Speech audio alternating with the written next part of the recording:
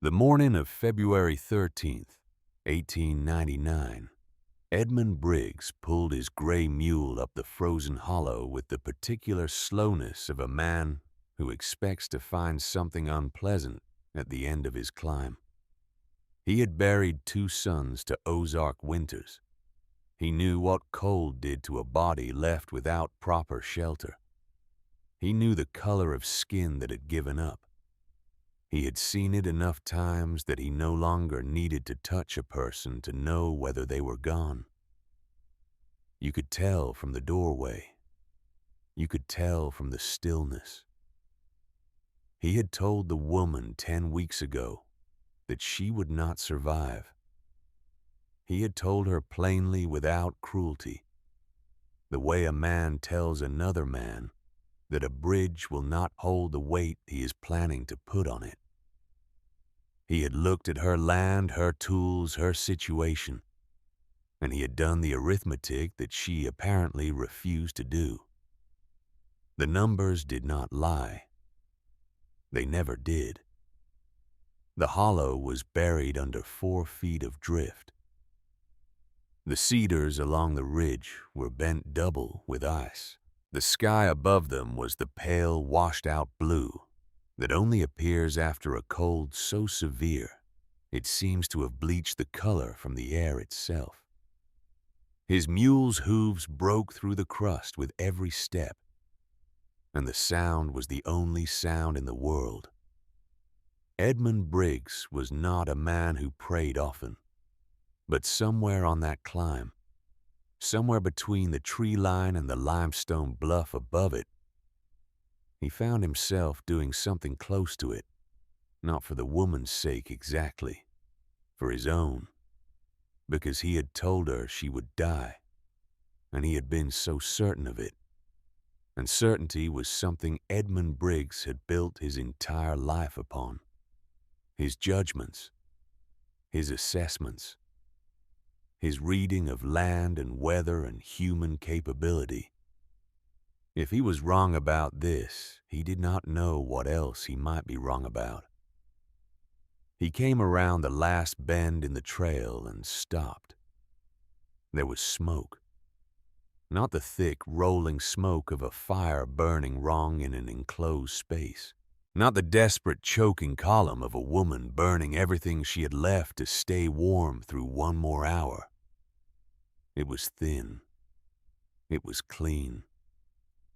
It rose from a crack in the limestone bluff in a steady, gentle thread, pulled upward by something he could not see, and it disappeared into the pale blue sky, as if it had always belonged there. Edmund Briggs sat on his mule in the frozen hollow and looked at that smoke for a long time. Then Clara Ruth Haynes stepped out of the crack in the rock. She was standing in the entrance of something he did not have a word for yet. The dog was at her feet, one eye milky white, the other sharp and watching. She was alive. She was not stiff. She was not blue. She was standing in the entrance of the stone throat she had carved out of a hillside that he had told her was worthless, and she was watching him the way a woman watches a man who owes her an explanation. Edmund opened his mouth, closed it. He was not a man who found himself without words often. He had come up the hollow to find a body. Instead, he found a door. This is the story of how that door was built. But to understand it, you have to go back 10 weeks. You have to go back to the beginning of December 1898, to a frozen road at dusk, and a woman who had just had everything taken from her, except the one thing that mattered most. Clara Ruth Haynes had never spent a single night alone in winter. That is the first thing to understand about her. Not that she was weak. Not that she was unprepared in some fundamental way that made what happened to her own fault. She was 32 years old, capable and clear-eyed, and she had spent her entire adult life learning how to manage a household. Preserve food, tend animals, read weather, and stretch a dollar until it bled. She was not a woman who frightened easily, but she had never been alone. Not in winter. Not in the way she was about to be alone. Her husband had not struck her. That is the second thing to understand, because it matters in ways that are not immediately obvious. In that time and place, a woman whose husband had struck her at least had a story. She had bruises. She had witnesses.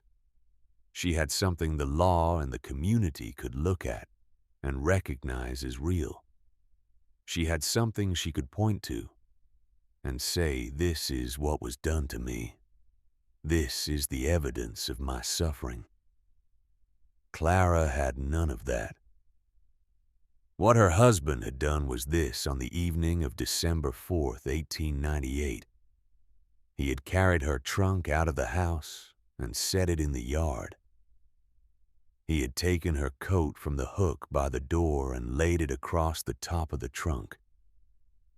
He had gone back inside. He had turned the lock.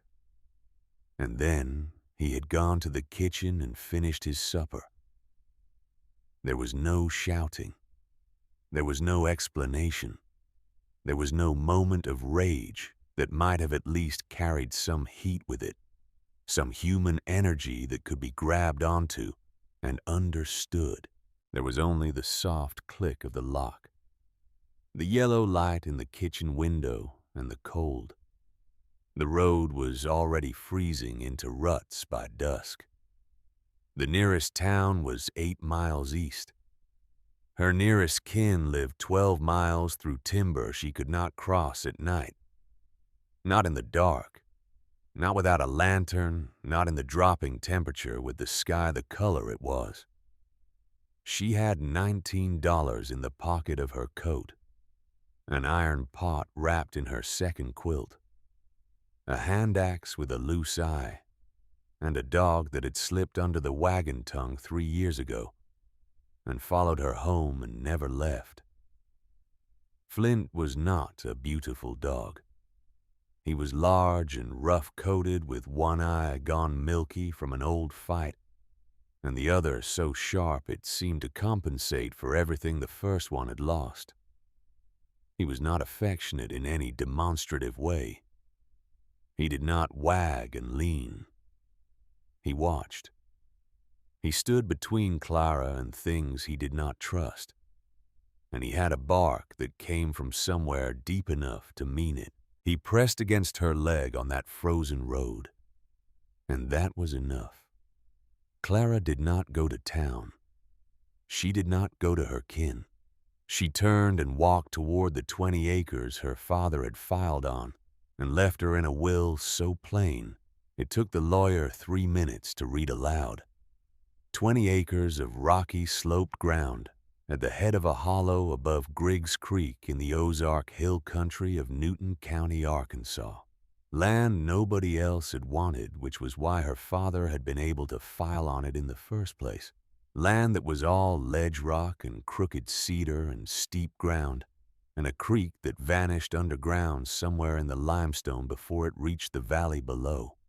It was the only piece of paper in the world with her name on it that no man had signed for her. She could go back to her husband. She could surrender the land through abandonment. Let Wallace Haynes fold it into his grazing range through the deed arrangement he had already prepared and accept whatever version of a life was left to her. Or she could walk toward those 20 acres in the dark and figure out what came next. She walked. Wallace Haynes was 39 years old, her husband's cousin, and he held a lien on stock that grazed land adjacent to Clara's parcel. He was a man of medium height and a smile that seemed to know things before they happened. the kind of smile that is really just confidence wearing a pleasant face. He had inherited money from a father who had been considerably better at making it than he was, and he had spent 15 years using that money to acquire things at the edges of other people's misfortune. Clara's 20 acres were not valuable in any obvious way. The ground was too rocky for good farming. The timber was too crooked for milling.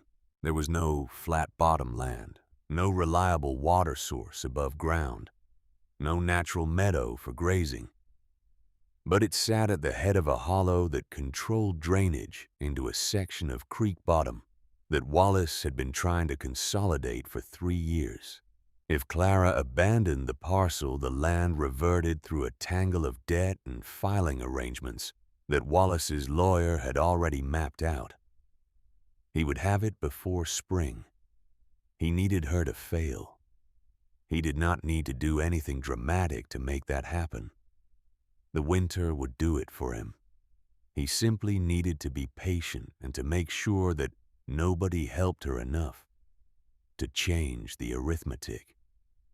He rode up the hollow on the 3rd day after Clara arrived on a chestnut mare that was too fine a horse for the trail, and that he rode anyway because it pleased him to have things that were too fine for their circumstances. He walked her land the way a man walks through a property he already considers his. He looked at the rocky ground, the crooked cedar, the lean-to her father had built years ago, with one wall already rotting through at the base. He looked at Clara. The smile was there from the beginning. He offered her work, cooking, cleaning, whatever a woman could do in the valley below. He said it the way men say things they know will be refused, so they can point to the refusal later and say they tried. He said her father would have wanted her comfortable. He said the land was worthless. He said it with the smile that knew things. Clara looked at him the way she had begun to look at all the arithmetic that refused to add up.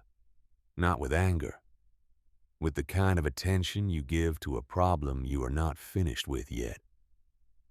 She told him to stop circling. The smile went thin. He rode away. He would be back. She knew that. Men like Wallace did not stop because they were told to stop.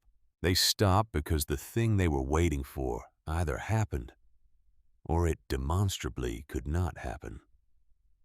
She had given him no evidence yet that she could survive. She had given him no reason to believe the thing he was waiting for would not arrive on schedule. She had 3 weeks of ordinary cold left at best. After that, deep winter would settle into the hollow like something that had decided to stay. Edmund Briggs came on the 3rd day before Wallace, before anyone else. He was 58 years old, with a back that had been bent by decades of timber work before it finally refused any more of that particular punishment, and hands that looked like they had been carved from the same material as the ridgelines he had spent his life on. He had come to the Ozarks as a young man and had not left. He had survived 11 winters on these ridges, which was not the same as living through them. Surviving a thing and living through a thing are different in ways that only become clear when you have done both. He had buried 2 sons to Ozark cold, one to exposure in a storm he should have been inside for, one to a fever that came after a night spent in a shelter that had failed. Edmund Briggs had built that second shelter himself, had built it wrong in ways he had not known about at the time, and had spent the years since knowing exactly how wrong he had been. He did not introduce himself. He tied his mule to a cedar and walked Clara's land the way a man walks a thing he has already assessed and is merely confirming. He found the half-rotted lean-to her father had built. He kicked the corner post. It wobbled. He looked at the sky. He looked at her. He said, "No south wall. The wind comes knife-hard through this notch. You have maybe a cord and a half of anything close enough to drag. You need 6 before January. 8 if the north wind parks on you." Clara said nothing. He walked to the edge of the bluff where the limestone broke through the soil in gray shelves and scuffed the rock with his boot. He told her she could not build on it, could not dig in it, could not grow on it. She said, "I know what I cannot do." He looked at her the way men look at sick animals they have already decided what to do about. And then he said the sentence that she would hear in her mind for the next 10 weeks. The sentence she would hold up against everything she was doing and ask herself whether it was still true. He said, "If you spend one night in rock instead of timber, they will carry you out stiff by dawn." He rode away. The sound of his mule's hooves on frozen ground faded into the cedars. Clara stood alone on a bluff of limestone that held nothing but her name, and she listened to the silence after he was gone. The arithmetic was straightforward. A woman working alone could cut and drag perhaps a quarter cord of firewood per day if she did nothing else. She had roughly 10 weeks before the deep cold settled. A proper one-room cabin of any structural integrity would take 6 weeks of labor minimum for a single person with proper tools. She did not have proper tools. She had a hand axe with a loose eye that made the blade shudder slightly with every stroke. She tried the conventional way first. She marked 3 cedars she thought she could fell within dragging distance of the lean-to. She swung the hand axe until her palm split, and she wrapped her hands in cloth and swung it some more. She got 1 tree down in 2 days. The trunk was too crooked to notch properly. She could not lift it alone. Miriam Voss came up from the neighboring hollow on the 8th day. She was 36 years old, a widow of 3 years who had learned what survival cost and had developed the particular directness that comes from paying that price repeatedly. She brought a jar of pickled vegetables and a question she did not dress up in any kind of social softening. She looked at the one crooked cedar Clara had felled. She looked at it for a moment without speaking. Then she counted on her fingers 6 walls of timber to hold heat. A stone chimney or clay-lined fire pit. A roof that shed snow chinking in every seam. She said, "You have 1 crooked tree and a dog." Clara said, "I have $19. Miriam said, $19 buys nails. It does not buy walls." Clara said, "Then I will find something else." Miriam handed her the jar of pickled vegetables and told her to eat before she starved to death, deciding what something else meant. She did not laugh, but her face held the memory of wanting to. That night, Clara ate alone in the lean-to and watched frost creep up the inside of the bucket. She could feel the deep cold coming the way you can feel a change in the river, when the weather upstream is already different from the weather where you are standing. It was moving toward her. It had been moving toward her since the moment she arrived.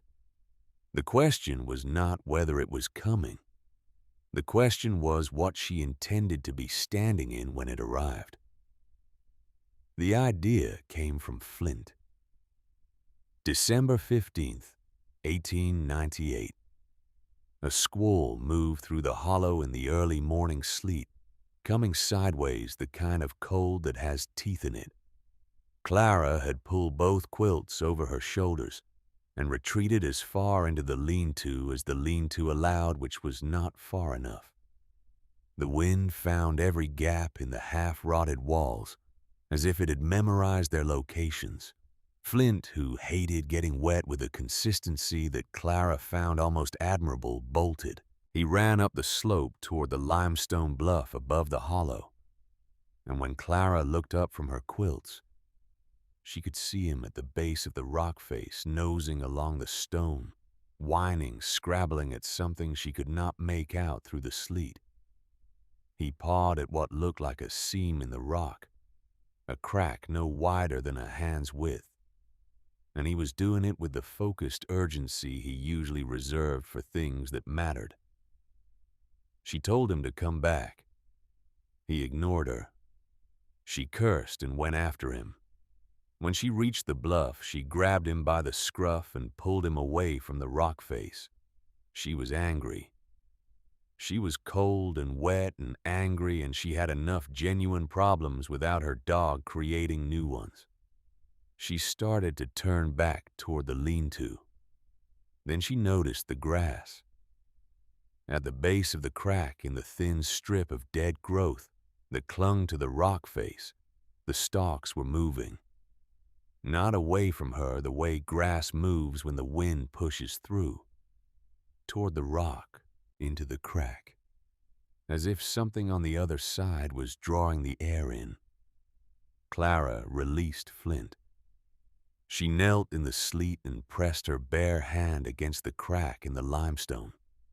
Cold air pushed against her palm, but it was not the sharp, cutting cold of the wind that had been tearing across the hollow all morning. It was different. It was steady. It moved with a consistency that the wind outside never had. It was cool, the way a deep well is cool with a stillness underneath the temperature, a quality that had nothing to do with the weather happening on the surface of the world.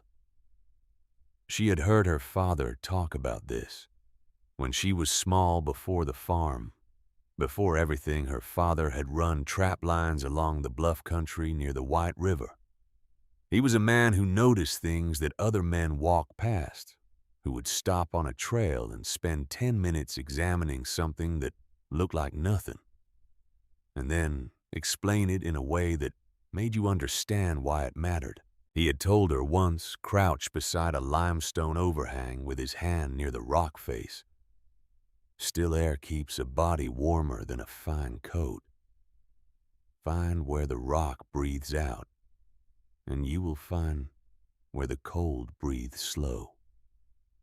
She had been 7 years old. She had not understood what he meant. She was 32 years old, kneeling in sleet in a hollow in Newton County with her entire life balanced on 20 rocky acres. And she was beginning to understand. The crack was too narrow for a grown body. But cracks in limestone were not always what they appeared to be at their surface. They led somewhere. They opened into things behind them. She had seen it in the bluff country her father had taken her through. Shelters behind shelves, chambers behind cracks. Spaces that existed inside the rock that you would never know about, unless you followed the stone far enough to find out what it was keeping. She let go of Flint. She put her face as close to the crack as she could get it and looked into the darkness. She could not see anything, but she could feel the air moving against her cheek, steady and deep, and she could smell something underneath the cold. Earth. Dry old earth. Not the damp soil smell of something wet and rotting, but the ancient settled smell of a place that had not seen water in a long time. Flint pressed against her leg and looked up at her with his one good eye. She said, "All right. Let us see where you are trying to go." It took her 3 days. She used the hand axe as a pry bar and loose stones as hammers, and her own body weight as the lever that the crack needed to become something larger. Her shoulders ached in ways she had no names for. Her hands cracked at the knuckles and bled through the cloth she wrapped them in and cracked again. She worked in the mornings when the light hit the bluff face and she could see what she was doing. And she stopped in the early afternoon when her hands stopped responding the way hands are supposed to respond. She told no one. Miriam had not come back. Edmund was wherever Edmund went when he was not delivering verdicts. Wallace had not shown his face again, which was worse in some ways than if he had, because his absence meant he was patient, and patient men were harder to fight than impatient ones. On the third afternoon, as the light was beginning to go gold and thin along the ridge, Clara turned sideways and pushed through. The chamber on the other side was not what she expected. She had expected a crack that opened into a slightly larger crack. She had expected rock pressing in from all sides, low ceiling the close and claustrophobic darkness of something that was barely a space at all.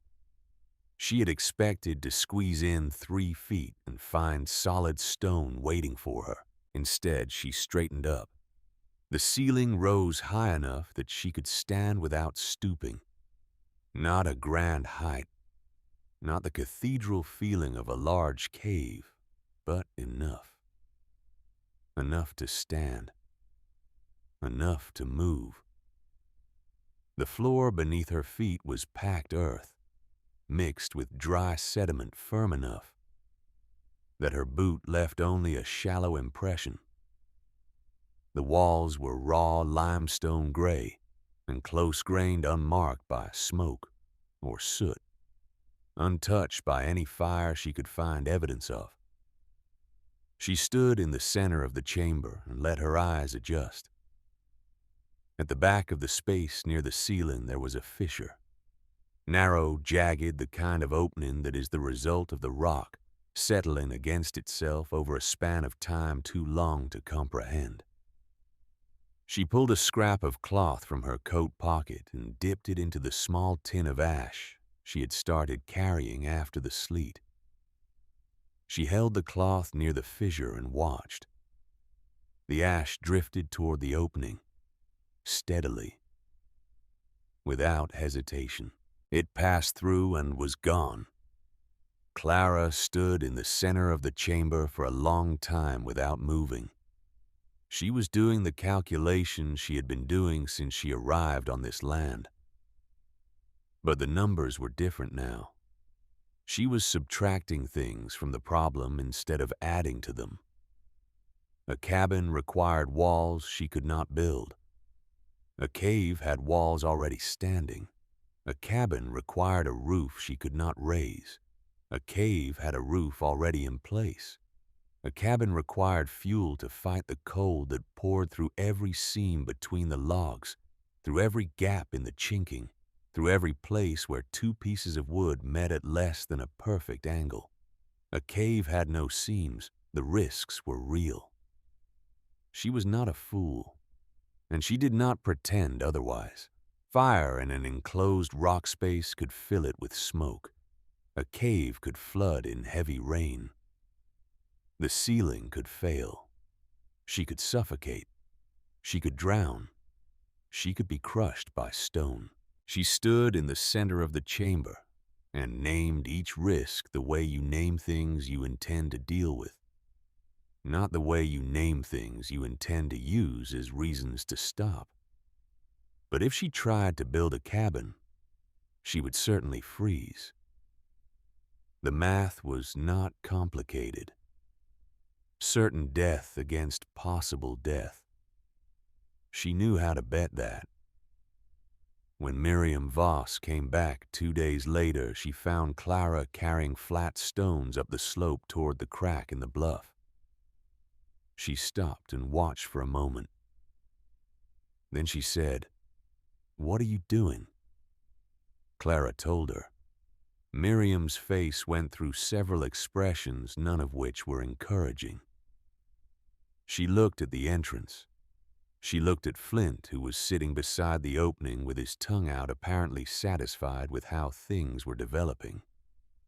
She looked at Clara. She said, "You do not live in a hole." She listed the dangers with the precision of a woman who had survived enough to know them. Condensation, smoke, flooding, pressure shifts. She said, "Wait until January when the air changes and you will wake up with your lungs full of your own fire." Clara said, "Then I will wake up dead somewhere, instead of dead nowhere." Miriam looked at her for a long moment. Something moved across her face that was not quite belief, and not quite the opposite of it. She shook her head. She said that Clara's father had been strange too, talking to rocks like they could hear him. Clara said he talked to rocks because they listened better than people. Miriam did not laugh, but something in her face changed. It softened by an amount small enough to miss if you were not paying attention, which Clara was. Miriam said, "If you insist on doing this, at least eat something first." She would bring onions. She left without saying she believed it would work. Clara did not expect her to. She understood that there was a difference between belief and doubt on one hand and action on the other. Miriam doubted, but Miriam also kept feeding people while she doubted them. That was a form of something. It was enough.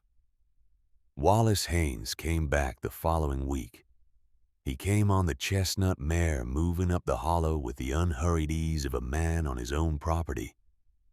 And he stopped outside the widened entrance to the cave and looked at it with the expression of a man seeing something that confirms what he already suspected about the world. Clara did not stop working. He said he had heard she was doing something unusual up at the bluff. He swung down from his mare and walked toward the entrance the way he walked all of her land, like a man checking on his investments. He looked at the widened opening, the flat stones she had been stacking to build the low shoulders that would narrow the entrance and block the wind. He looked at the drag marks in the frost where she had been hauling material up from the slope. He said, "This is your plan, living in a hole." She said, "It is a chamber. The rock is dry. The draft pulls." He laughed. It was the particular laugh of a man who has decided that something is ridiculous and wants to make sure you understand that he has decided that. He said, "You cannot keep house in a grave." He said, "Come down to the valley, I can find you work, something a woman can do, something reasonable." He said, her father would have wanted her comfortable. Clara set down the stone she was carrying. She looked at Wallace Haynes and she thought about the 20 acres and the paper with her name on it, and the lock clicking in the door and her husband's supper getting cold on the table, and the particular calculated coldness of a man who does not need to raise his hand because he has other methods. She said, "Stop circling me like you mean to inherit me." The laugh died in his throat. Something colder replaced it. Something that was closer to the truth of who he was than the smile had ever been. He said, "When this fails, and it will fail, I will make sure they bury you properly. Your father would have wanted that." He rode back down the hollow. The smile he left with was thinner than the one he arrived with, sharper. Clara watched him go, then turned back to the stone she had been carrying, picked it up, and kept working. She had come to understand something about Wallace Haynes in the weeks since he first rode up the hollow on his too fine horse. He was not wrong about the land. The land was difficult. The timber was crooked and insufficient, and the rock was not suitable for conventional building, and the ground was too steep and broken for proper farming. He was right about all of that. He had assessed it correctly. He was wrong about one thing. He had looked at the land and seen only what it lacked. He had not thought to ask what it had. By the end of the 3rd week of December, Clara had a beginning. Not a shelter. Not yet. But a beginning of the shape of something. The entrance was wider than the original crack, though still narrow enough that the wind could not drive straight through it.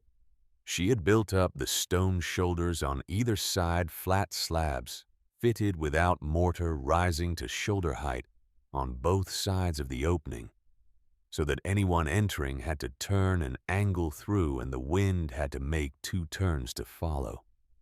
Inside, she had cleared the floor of loose stone and leveled the packed earth near the curved wall at the back, where she had started sleeping instead of in the lean-to.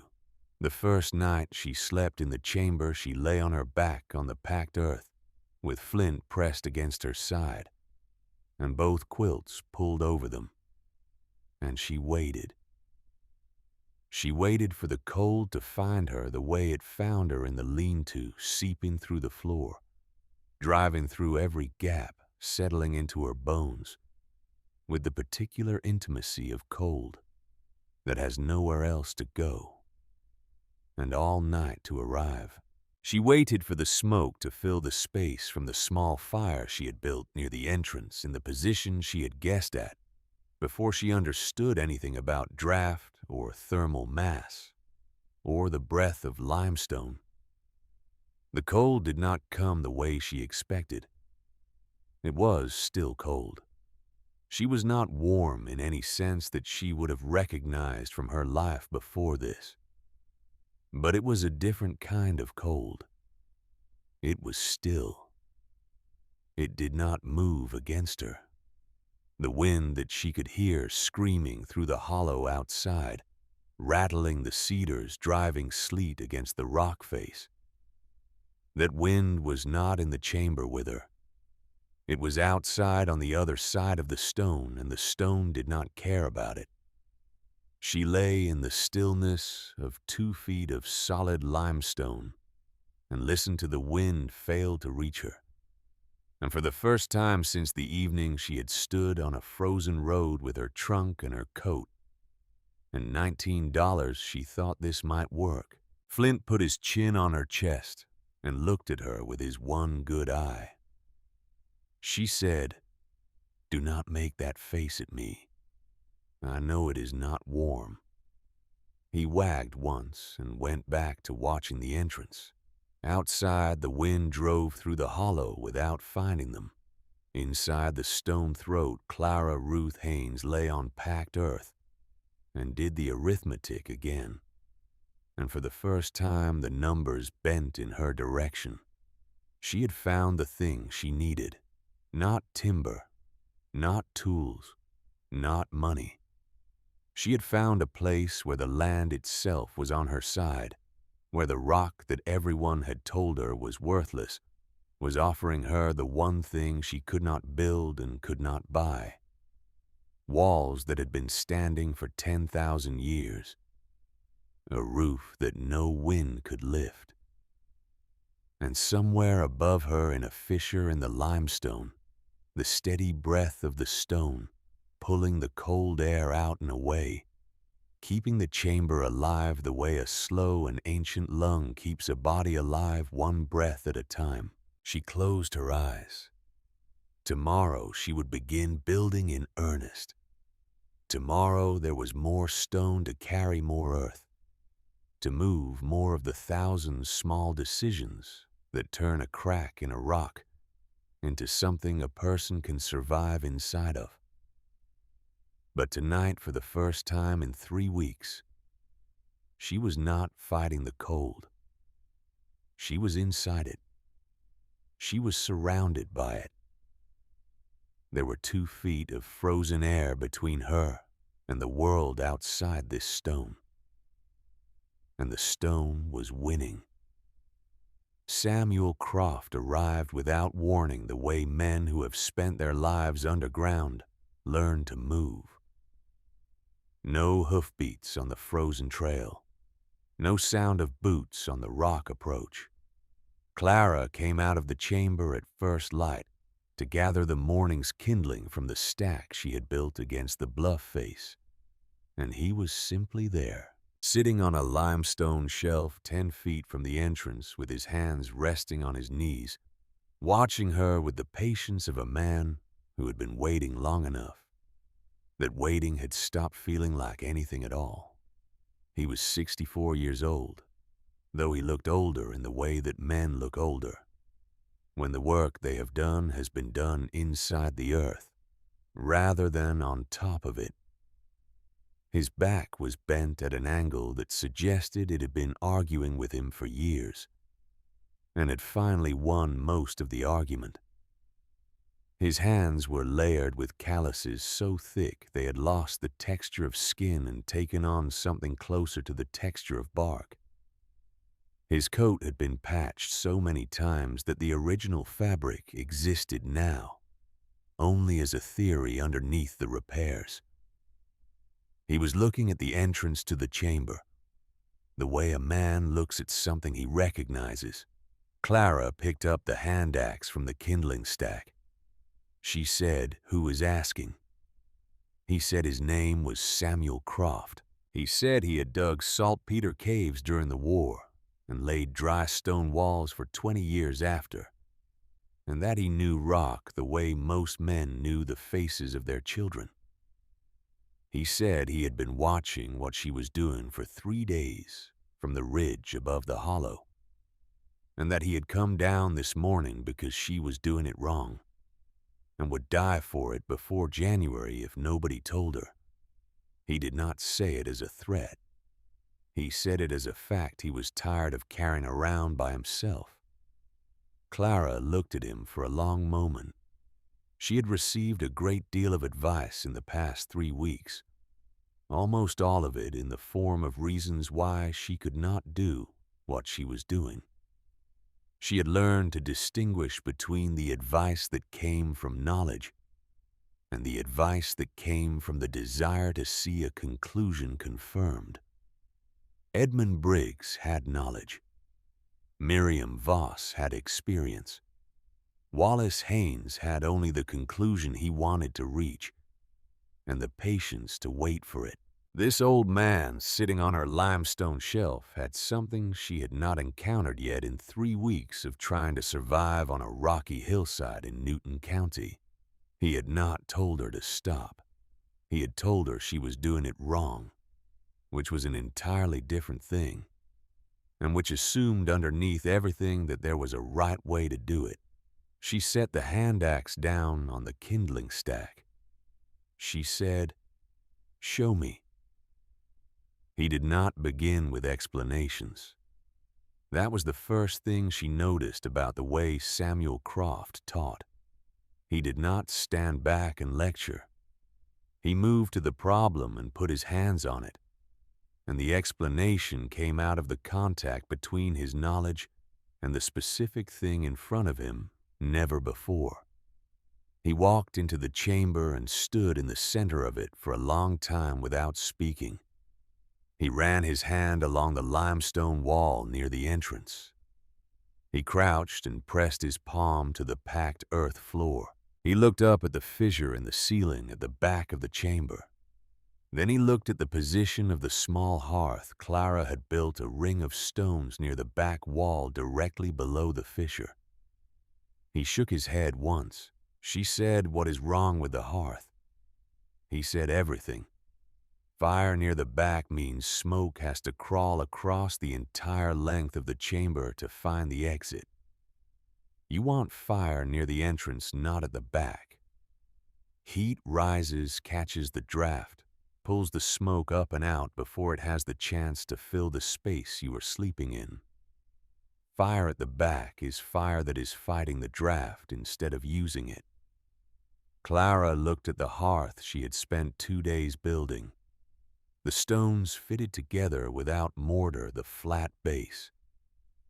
the careful arrangement she had been proud of 3 days ago. She said, "I will have to move it." He said yes. In weather like this, while the ground is still workable, waiting makes it worse. That was the first lesson. She moved the hearth. She did it in a single day, working from first light until her hands refused any more of it, prying the fitted stones apart and carrying them one at a time to the new position near the entrance, rebuilding the base on ground that was harder than what she had worked with before and required twice the effort to level. Samuel watched. He corrected the angle of 2 stones and said nothing about the rest. The second lesson was about the draft. He cut a thread from the hem of his coat and tied it to a small stick. He had her hold the stick near the entrance while he built a test fire at the new hearth location. A small fire, barely more than a handful of kindling, just enough to produce smoke. They both watched the thread.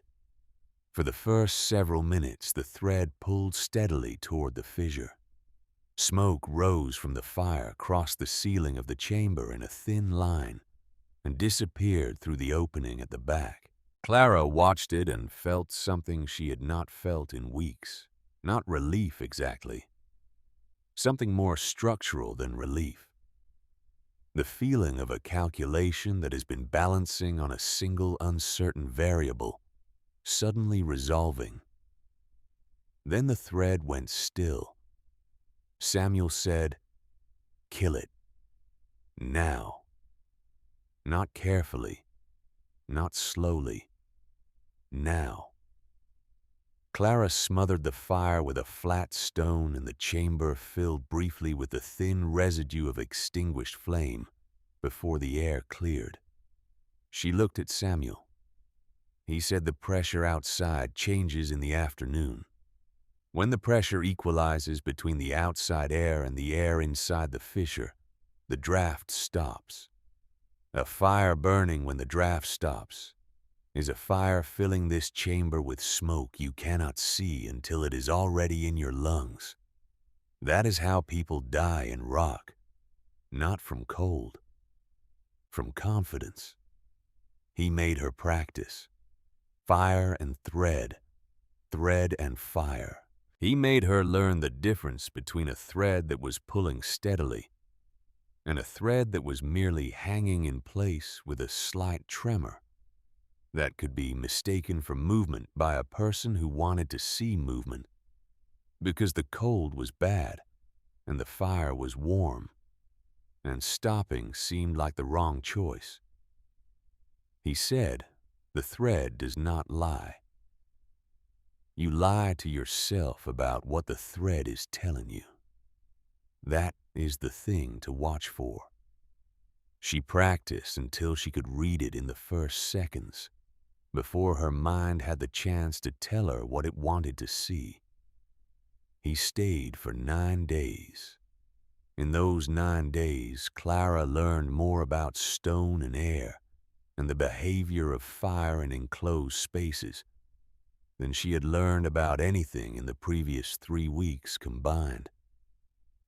But she also began to understand something about the way Samuel Croft moved through the world, something that was separate from the technical knowledge he carried. He did not waste motion.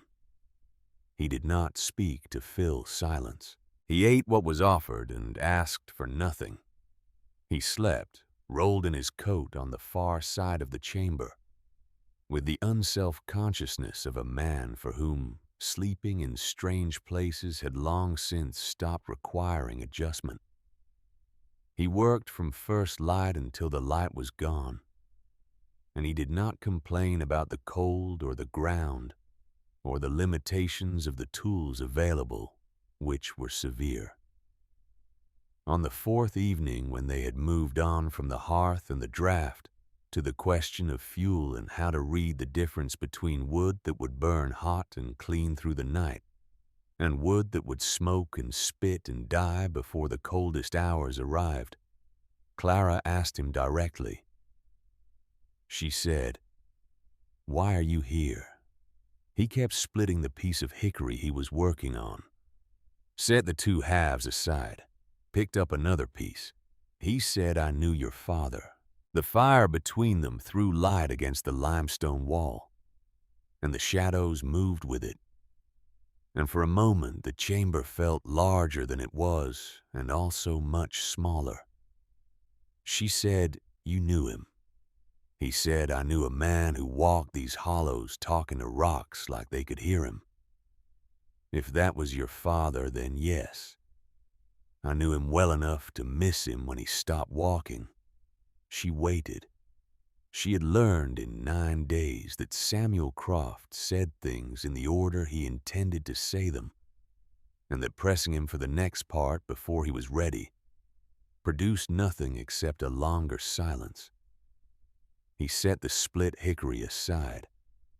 He said there was a cave collapse at a saltpeter mine near the White River in the winter of 1871. I was working the far chamber when the ceiling started talking.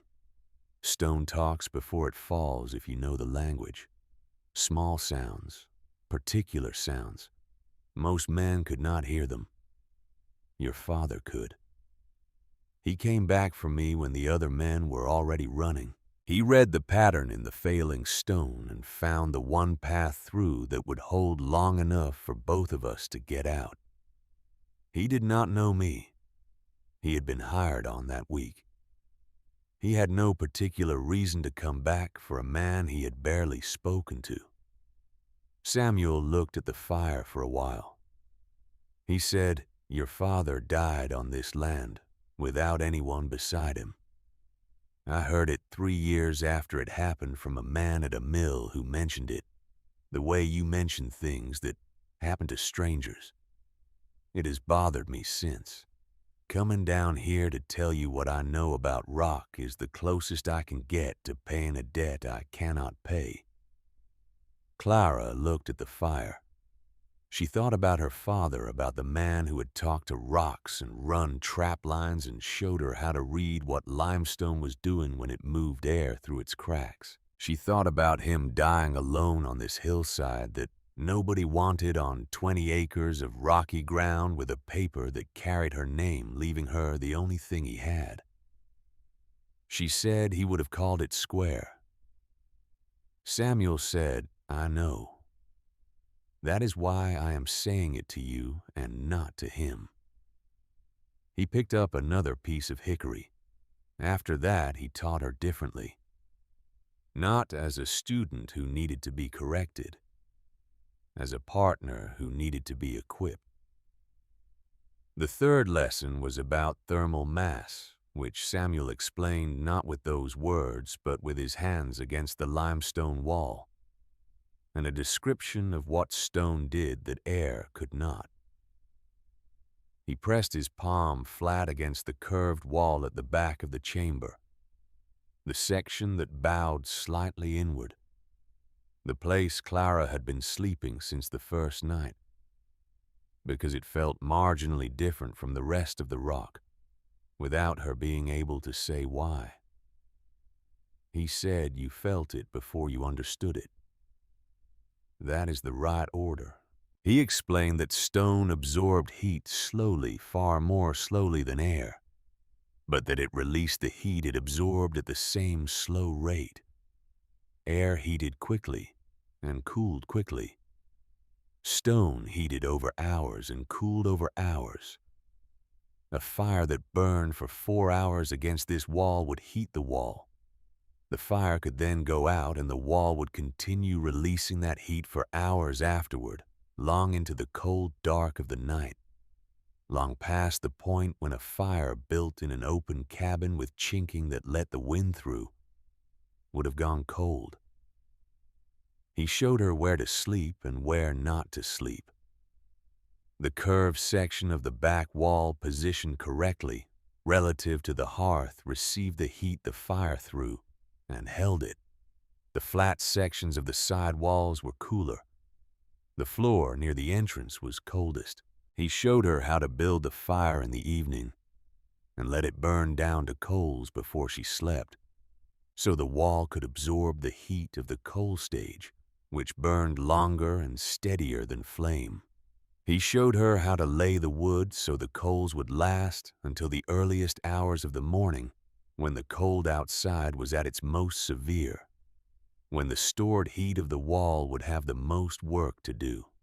He showed her how to arrange her sleeping pallet against the curved wall so that she was receiving heat from 3 sources simultaneously: the residual warmth of the coals in the hearth, the radiated heat of the wall behind her, and the accumulated warmth of the chamber itself, which changed temperature far more slowly than the air outside, because it was surrounded on all sides by 2 feet of solid stone. She lay against the curved wall that night with flint pressed against her legs, and the temperature outside dropping through the floor of what had seemed cold the week before, and the wall was warm against her back. Not warm the way a fire is warm. Warm the way a thing is warm that has been absorbing heat for hours and has decided to give it back. She did not fully sleep, but she rested in a way she had not rested since December began. Samuel left on the 9th day. He did not make an occasion of it. He rolled his coat in the morning and took his few things from the corner where he had kept them, and told her what he was leaving her with, which he listed as 3 things: the knowledge, the thread, and the understanding that the stone would tell her everything she needed to know, if she stayed in the habit of asking. His lungs were bad. He said it plainly without seeking sympathy, the way he said everything. The cold air of the chamber was not good for them, and the cold air of the hollow was worse. And the walk down to where he wintered was something he needed to do before the next front came through. He shook her hand the way he would have shaken a man's hand, with the full grip and the directness of it. He said, "Your father read the stone. You are reading it too. The difference is you are learning it under pressure, which is worse and also better." Clara said, "Worse and better how?" He said, "Worse because you cannot afford mistakes. Better because you will not forget what you learn." He walked down the hollow without looking back. She watched him until the trail bent around the cedar stand, and he disappeared. Then she turned back to the chamber and looked at it the way you look at something that is now entirely your responsibility. The thread hung near the entrance, tied to its stick, waiting. She went to work. There were days after Samuel left that Clara did not speak to another person. Not because she was avoiding anyone, because no one came. The hollow was quiet in the particular way that hollows get quiet in the deep part of winter, when the cold has persuaded everything with good sense to stay where it is and not move until conditions improve. She worked. She carried stone. She split wood. She tested the draft with the thread twice a day, morning and afternoon, and she recorded what she found in the small notebook she had carried in her coat pocket since December, filling it with observations she had no other place to put. The afternoon pressure shift was real and consistent. It arrived at approximately the same time each day, within an hour of midday, and it lasted between 40 minutes and 2 hours, depending on conditions she was only beginning to understand. During that window, the draft slowed or stopped entirely. She learned to plan her fire use around it. Mornings for building heat into the wall. Evenings for sustaining it. Afternoons for cold work outside the chamber, gathering wood, carrying stone, doing the things that did not require a fire. On the 18th day after Samuel left, She built the first afternoon fire without thinking about the timing because she was cold and her hands were not working properly, and the thread looked like it was pulling when she was not paying close enough attention to the distinction between pulling and merely trembling. The smoke rolled back. She was at the far end of the chamber when it happened, adjusting the food storage she had been building into the floor near the back wall, a pit 3 feet deep, lined with flat stone and packed straw, designed to keep the temperature around the roots and vegetables she was storing at the same steady coolness the earth maintained below the frost line. She had her back to the hearth. The first sign was Flint. He stood up from where he had been sleeping against the wood stack and moved to the entrance without making a sound. Just stood there, facing out. Clara looked at him, then looked toward the hearth, and the smoke was already knee-height across the floor of the chamber and rising. She moved without deciding to move. The fire was small enough that smothering it was a matter of seconds, flat stone over the coals, the familiar sound and smell of extinguishment. And she was at the entrance before the smoke had reached chest height. But the entrance was 4 strides away, and she had taken 3 of them in a chamber, filling with gray air. And the 4th stride was through the tattered hide, hanging at the entrance into the cold outside. She sat in the snow outside the entrance and coughed until there was nothing left to cough out. Flint sat beside her and did not look at her with judgment which she appreciated. She stayed outside for 10 minutes. The air was 12 degrees, and she was in her shirt sleeves, and she did not go back in for a coat because the cold was doing something useful. It was clarifying her thinking. She had nearly made the mistake Samuel had warned her about. She had let comfort override observation. She had seen what she wanted to see in the thread instead of what the thread was actually telling her. She had been cold and her hands had not been working, and she had made the decision before she had finished the process that the decision required. She sat in 12-degree air in her shirt sleeves until her thinking was clear again. Then she went back inside, waited for the smoke to clear, checked. The thread confirmed the pressure was shifting, waited another 30 minutes for it to stabilize, and lit the fire correctly. She wrote in her notebook that evening, "The stone does not adjust to you. You adjust to the stone. This is not a negotiation." Wallace Haynes came back in mid-January. He did not come alone this time. He brought a man named Fulton, who was his lawyer and who wore a coat that had no business being on a trail in the Ozarks in January. And they rode up the hollow together and stopped outside the entrance to the chamber with the particular confidence of men who have decided in advance how a conversation will end. Wallace looked at the entrance. He looked at the stone shoulders Clara had built up on either side, rising now to well above her head, fitted and solid, with the hide hanging from a wooden bar she had lashed across the top. He looked at the drag marks in the snow from the wood hauling she had been doing all week. He looked at the smoke rising from the fissure above, thin and clean in the winter air. He said Fulton has some questions about the water rights on this parcel. Clara was stacking wood near the entrance. She did not stop. She said, "Ask them." Fulton asked them. They were the questions of a man who had been sent to find ambiguity that could be turned into a legal instrument.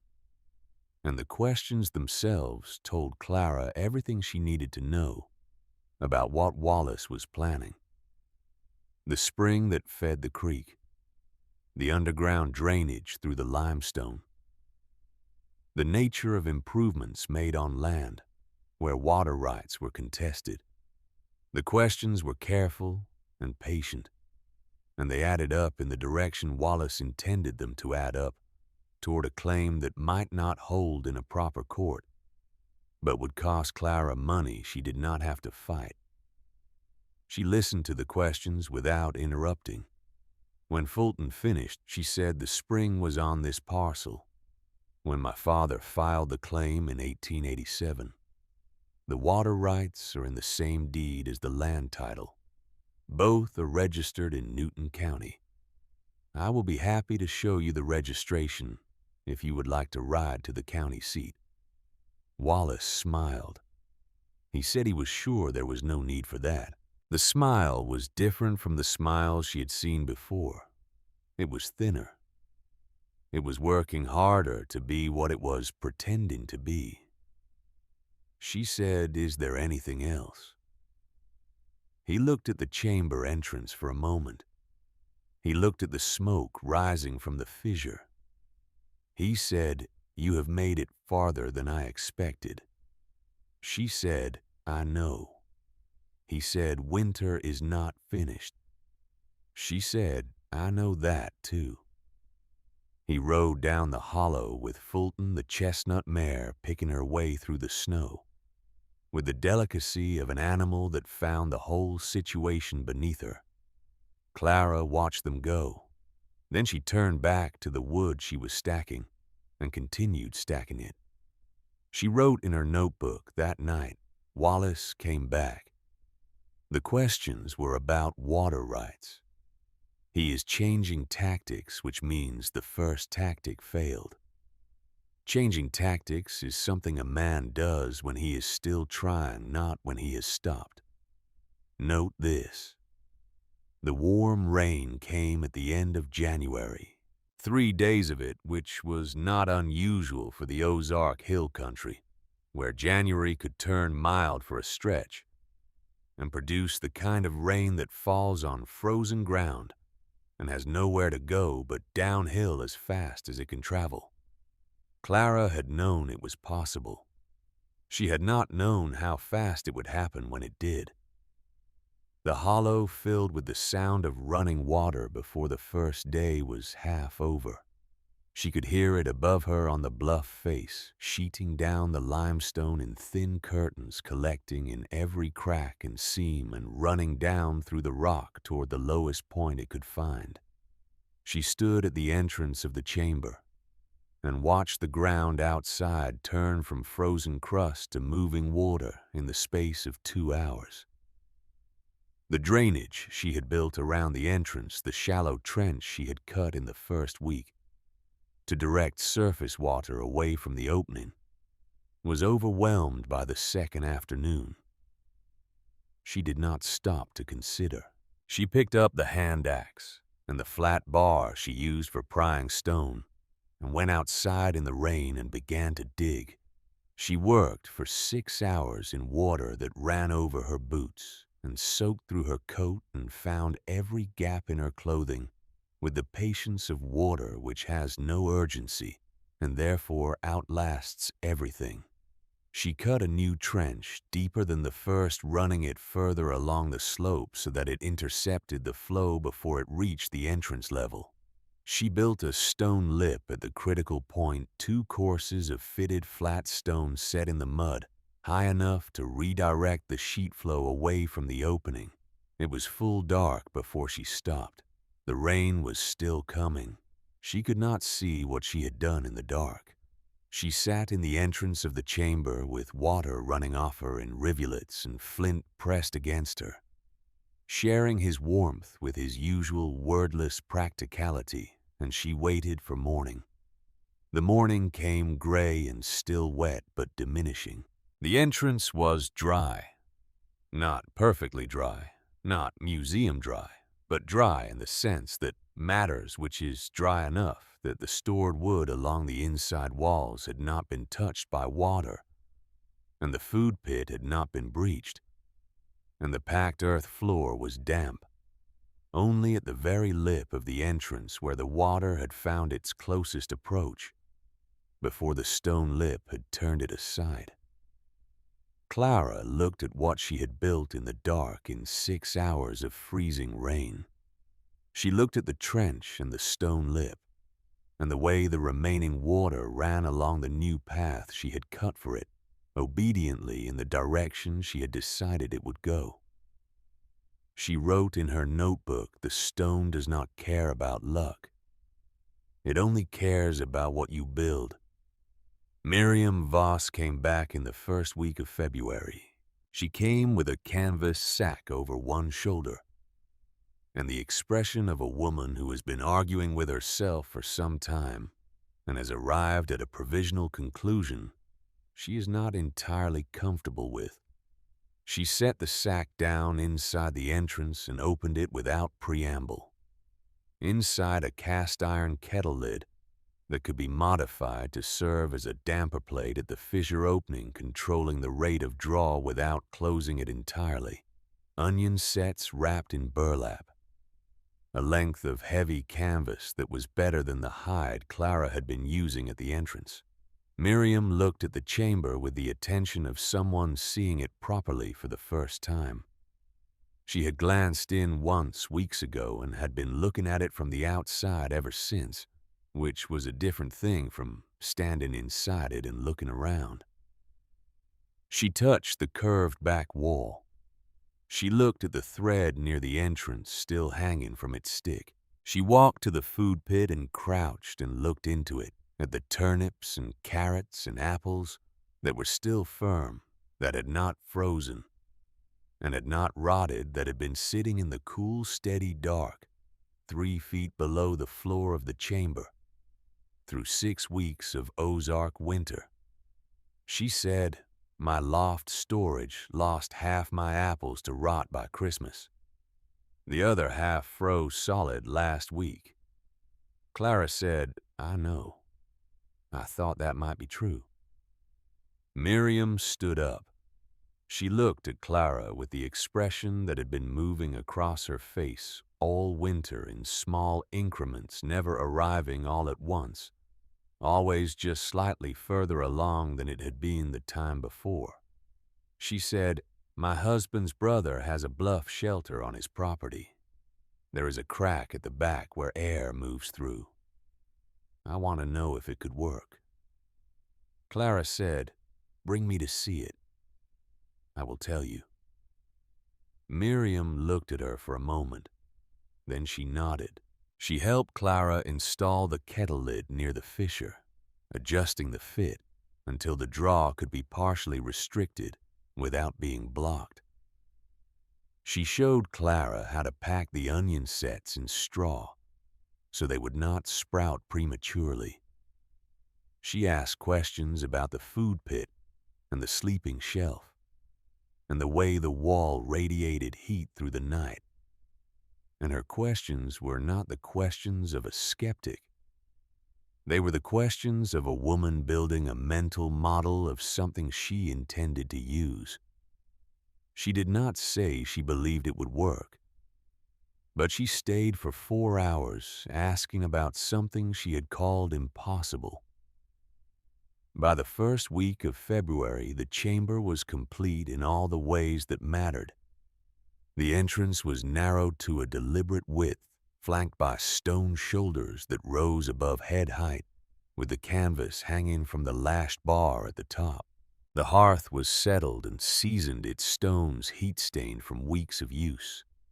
The firebed raised slightly from the floor to improve the draft below the flame.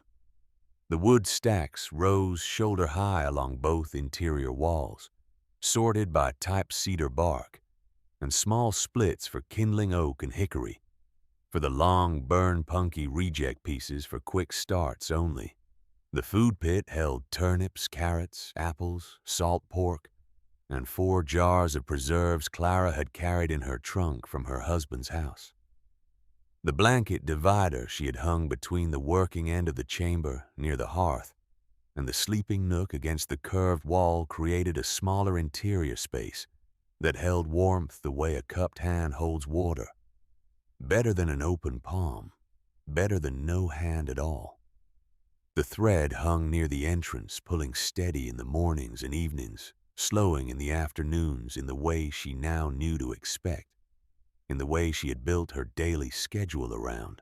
Flint slept against the wood stack on the left wall, which was where he had decided to sleep 2 weeks ago, and from which he had not deviated because Flint, once he decided a thing, did not undecided it.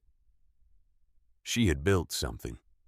She had built it out of a crack in a hillside, and a dead man's knowledge and a thread cut from an old coat, and 6 weeks of waking before dawn and working until she could not see what she was working on. She had built it wrong at first and corrected it.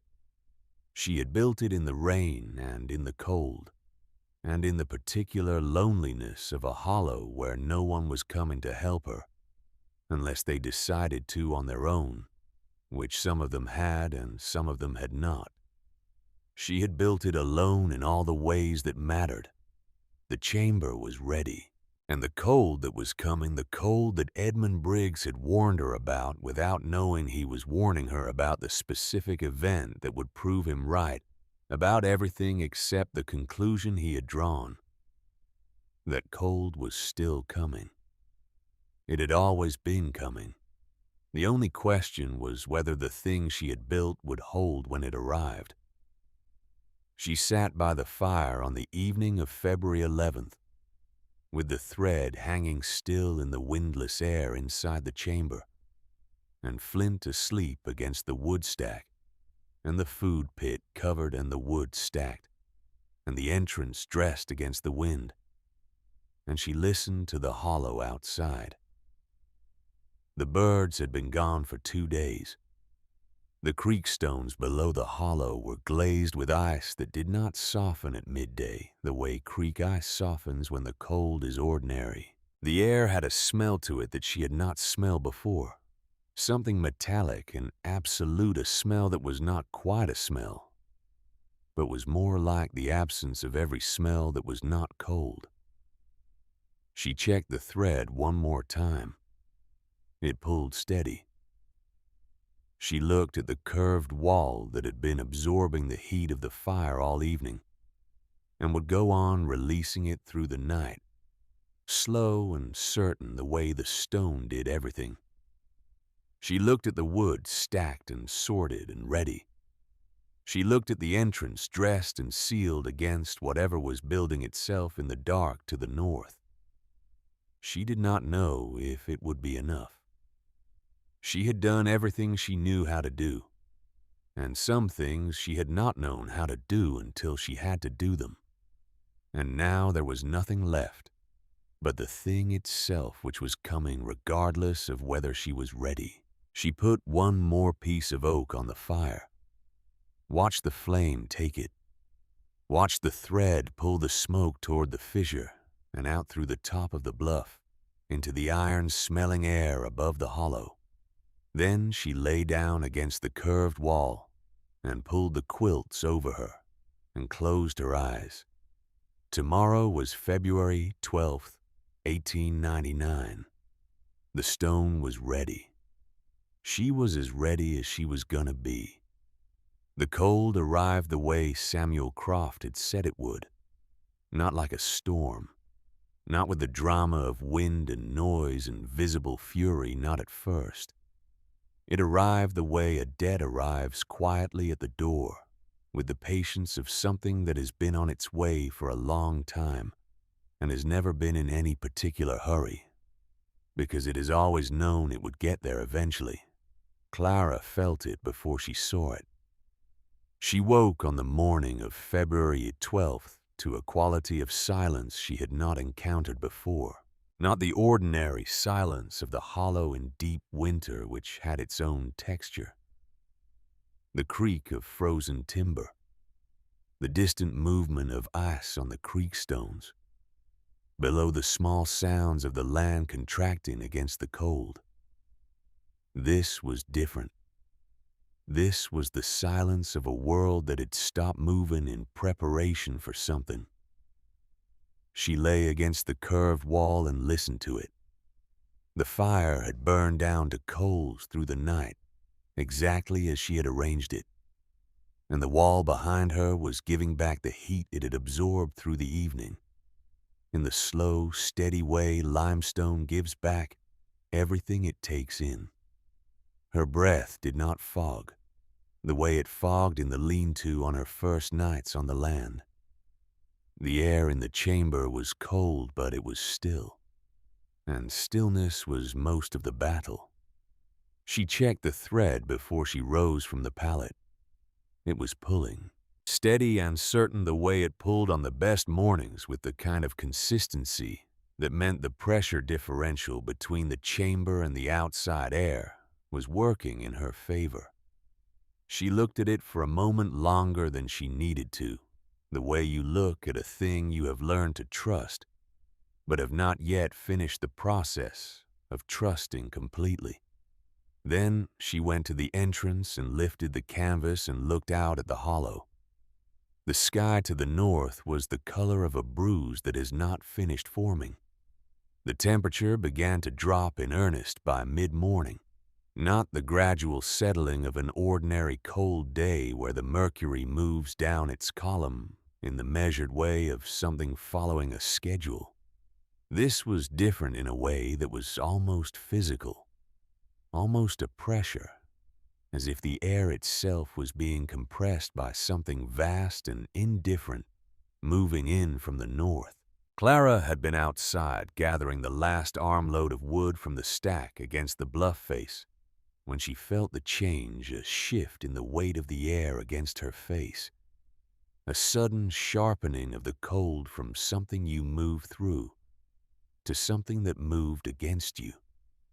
She carried the wood inside and dressed the entrance carefully, the canvas secured at the top, the stone shoulders on either side doing the work she had built them to do, breaking the path of the wind, forcing it to turn twice before it could reach the interior. She checked the thread. Still pulling. She built the fire up from the coals, feeding it carefully oak first for body, a piece of hickory laid across for the long burn, watching the smoke rise from the hearth and cross the ceiling and find the fissure and disappear. Clean and steady.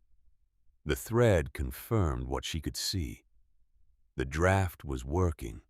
By mid-afternoon, the first snow came, not the tentative early snow of December, the kind that arrives apologetically and melts against the ground before it can commit to anything. This came with intention. It came horizontally driven by a wind that had stopped gusting and started simply pressing a continuous force from the north that did not relent between gusts, because it was not gusting. It was blowing the way a river runs constantly from something with more behind it than anyone standing in its path could calculate. Clara sat inside the entrance with the canvas pulled back just far enough to watch the hollow disappear. The cedars at the tree line went first, swallowed by white. Then the limestone shelf on the far side of the hollow where she had gathered kindling bark since December. Then the slope below the bluff, the path she had worn into the frozen ground over 6 weeks of hauling wood and stone gone, under a covering that arrived and kept arriving. She let the canvas fall. Inside the chamber, Flint pressed against her legs and looked at the hanging canvas with the alertness of a dog who understands that something is happening on the other side of a door, even if he cannot see it. She put her hand on his back. He did not relax, but he leaned into the contact. She put another piece of oak on the fire.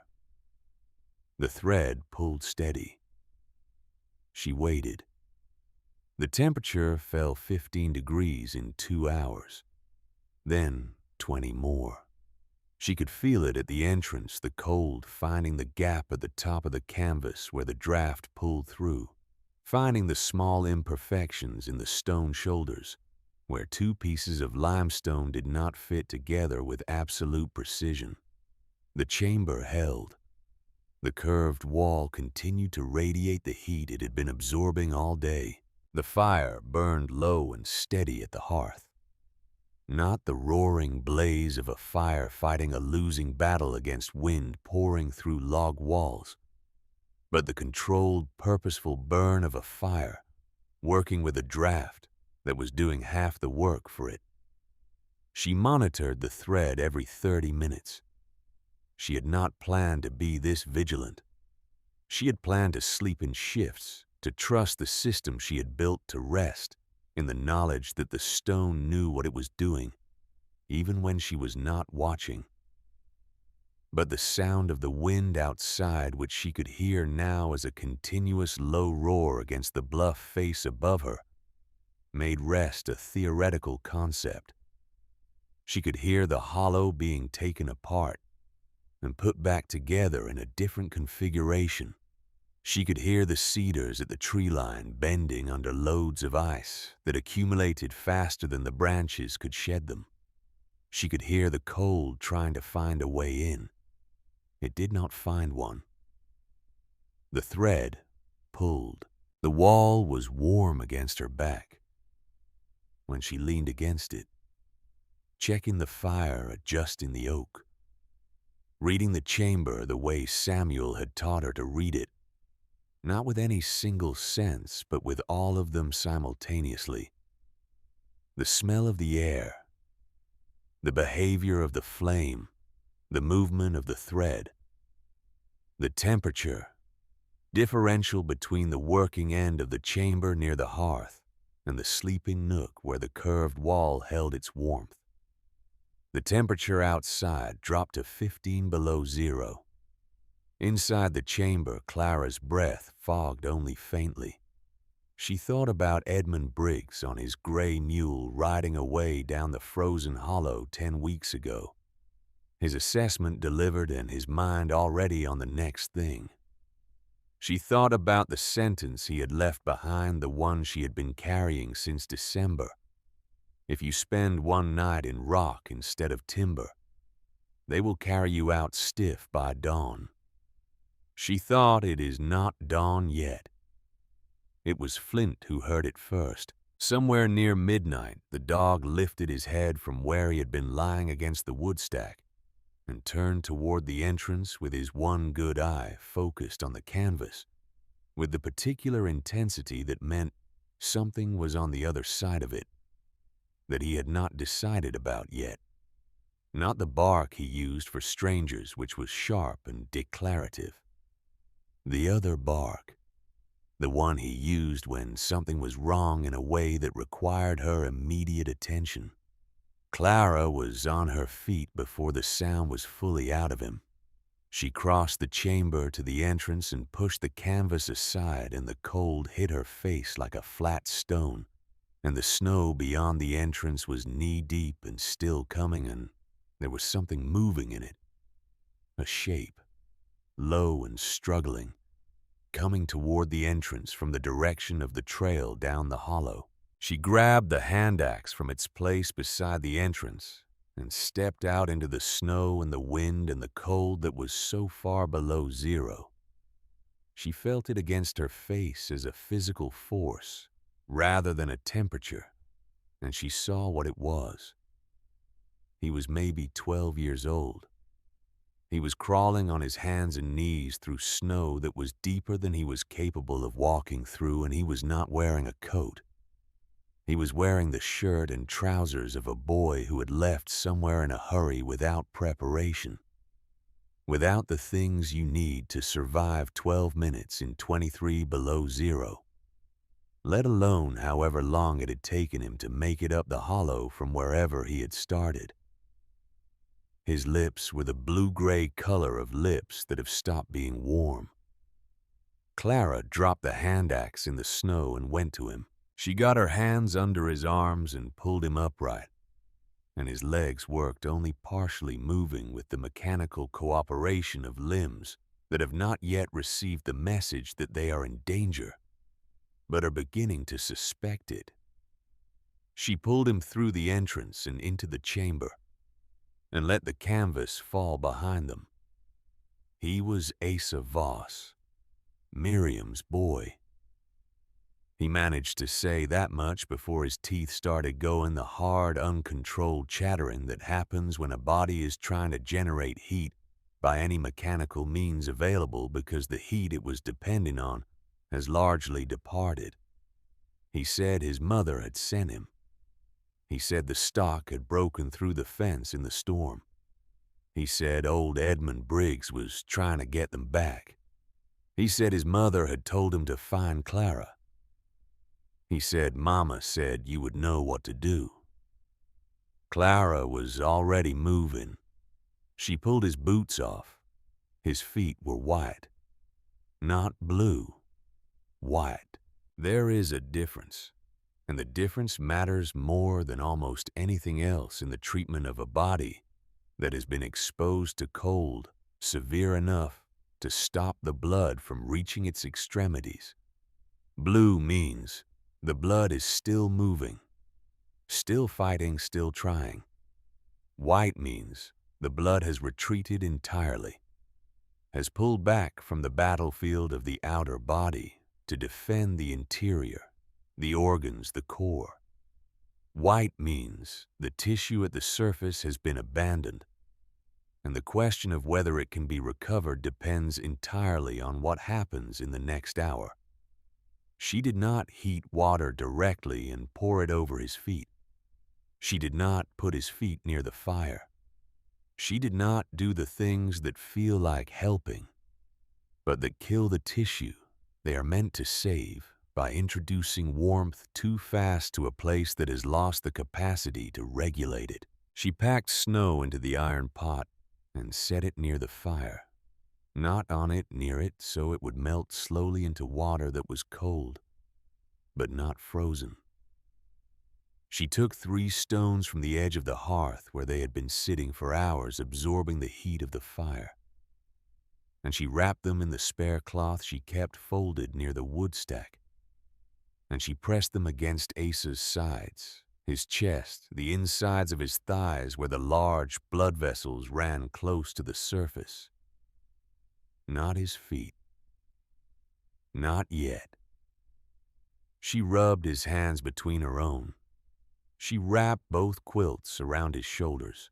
She spoke to him, not the reassuring murmur that adults offer children in crises because they cannot think of anything useful to say, but direct and practical, telling him what she was doing and why, telling him to stay awake, telling him that his feet were going to hurt when the blood came back, and that the pain was going to feel like the worst thing he had ever experienced, and that it meant he was going to keep his toes.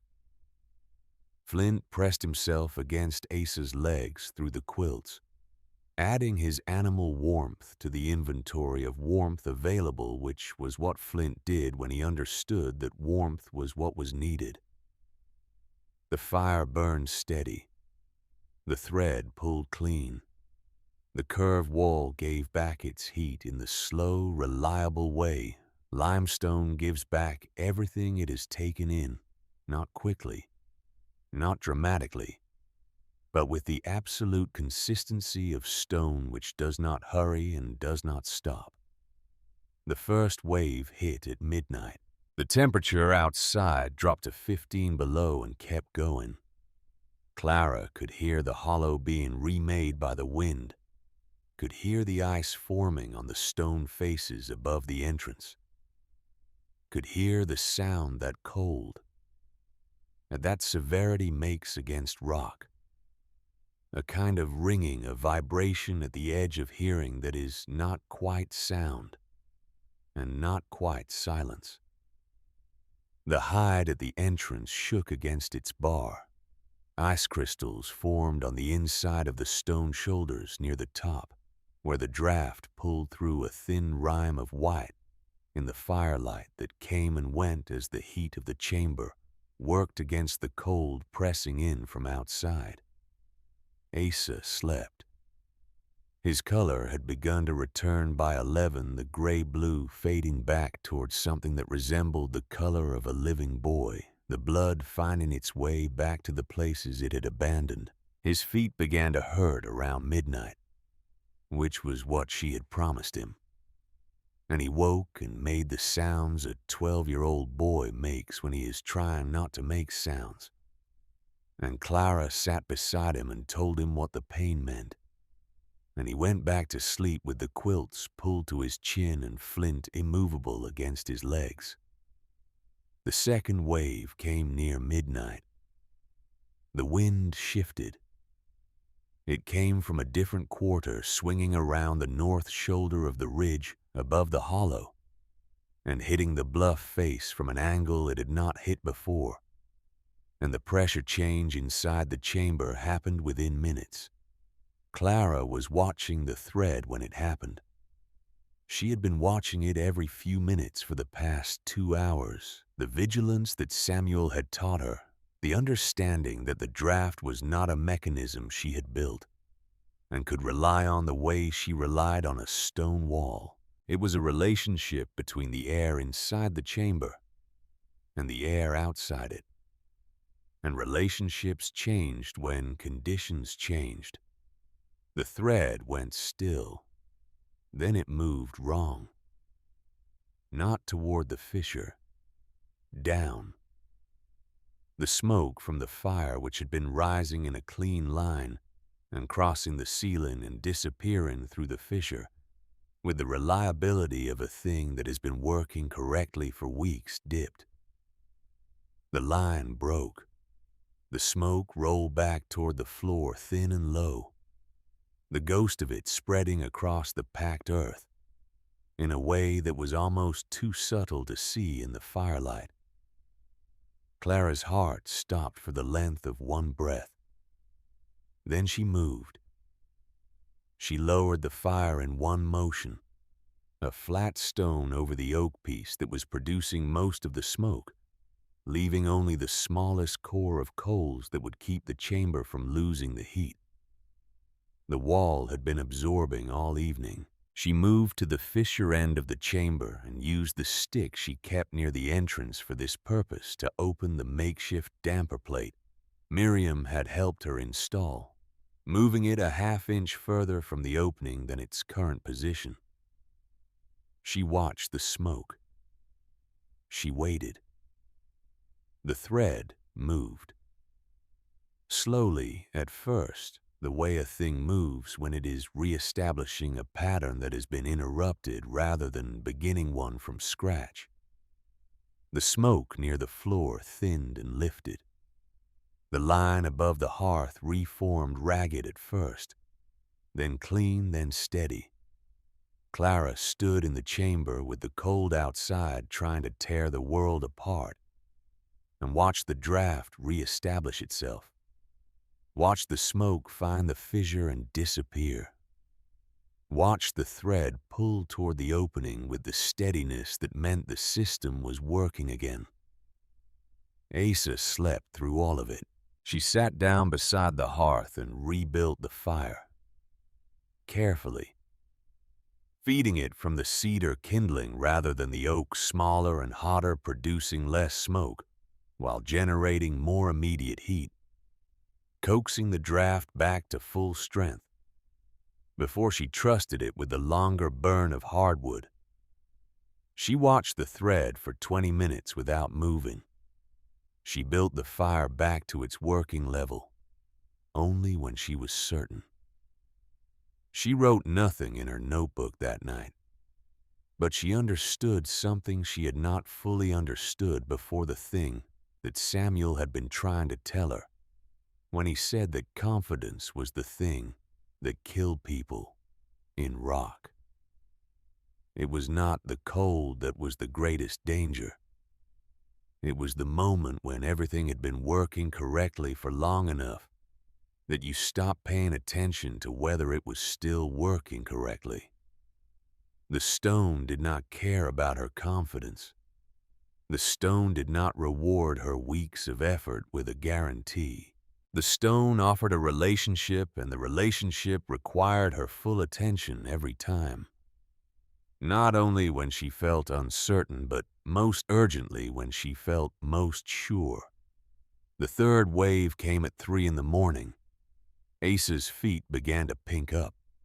She checked them in the firelight, the color returning from white through the intermediate territory of recovery towards something she recognized as belonging to a living body. The skin was intact. The tissue had not gone deep enough into cold to die. He would keep his toes. He would keep all of them. She sat back on her heels and looked at the boy sleeping against the curved wall, with Flint against his legs. And she thought about everything the chamber had been tonight that it was supposed to be. It had been still when the wind outside was trying to flatten the world. It had been warm when the temperature outside was cold enough to kill cattle standing in a field. It had been safe when the boy who had crawled toward it through knee-deep snow in a shirt with no coat had needed something safe to crawl toward. She had not known in December that she was building this. She had known she was trying to survive the winter. She had not known she was building something that other people could survive inside of. The fourth wave came just before dawn. Something hit the entrance from the outside, not the wind. Something deliberate. A knock, or the closest thing to a knock that a person can produce when their hands are wrapped in bloody rags and they are shaking so severely that controlled motion is largely theoretical. Clara picked up the hand axe. She crossed the chamber to the entrance. She lifted the canvas. Wallace Haynes stood in the snow outside the entrance to the chamber he had called a grave. His hands were wrapped in rags that had been cloth and were now mostly dark, with what she recognized immediately as blood from burns. His face was the color of ash that has been cold for a long time. He was shaking with the full body violence of a man whose core temperature has dropped past the point where the body can manage the shaking strategically and is simply shaking because it cannot stop. His stovepipe had torn loose in the wind. The draft in his chimney had failed. He had burned his hands in the dark, trying to reattach it, trying to restore the fire he needed to survive the night, and he had not been able to. The fire had gone out. The cabin had begun to lose heat at the rate that a timber cabin loses heat when the wind is coming through the gaps at 23 below zero, which is to say quickly, which is to say at the rate of a death that arrives in stages. He had ridden 3 miles through that wind and that temperature on his fine chestnut mare to reach the place he had spent 10 weeks trying to ensure Clara would abandon. He stood in front of her with his burned hands and his ash-gray face and his uncontrolled shaking, and he did not say anything. There was nothing to say that the situation had not already said.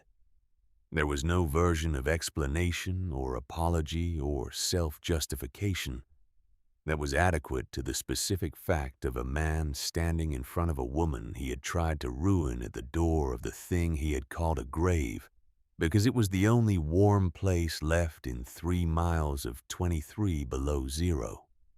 Clara looked at him. She looked at the burned hands and the gray face and the shaking that he could not control. She thought about the drying rack he had kicked apart with the casual ease of a man who does not expect consequences. She thought about Fulton and his careful questions about water rights. She thought about the thin, sharp smile and the words, "When this fails, I will make sure they bury you properly." She thought about all of it. Then she stepped aside. She said, "Get in. No conditions. No explanation. No inventory of the things he had done and the accounting she was choosing to suspend. Just the 2 words that were the only words the situation required, spoken with the same plainness with which she had been doing everything for 10 weeks. with the directness of a woman who had learned that plain things done correctly were worth more than complex things done with feeling. Wallace came through the entrance and into the chamber. He did not look at Asa sleeping against the curved wall. He did not look at Flint, who had risen from beside the boy and was watching Wallace with his one good eye from a position that was not threatening but was also not welcoming. He did not look at the wood stacks or the food pit or the blanket divider or any of the evidence of the thing Clara had built inside the rock he had told her was worthless. He sat down against the wood stack on the far wall and looked at the floor. Clara dressed his hands with the clean cloth she kept folded near the food pit. She worked without commentary. The burns were serious, but they were not the worst she had seen, not deep enough to take the hands, not if they were kept clean and warm.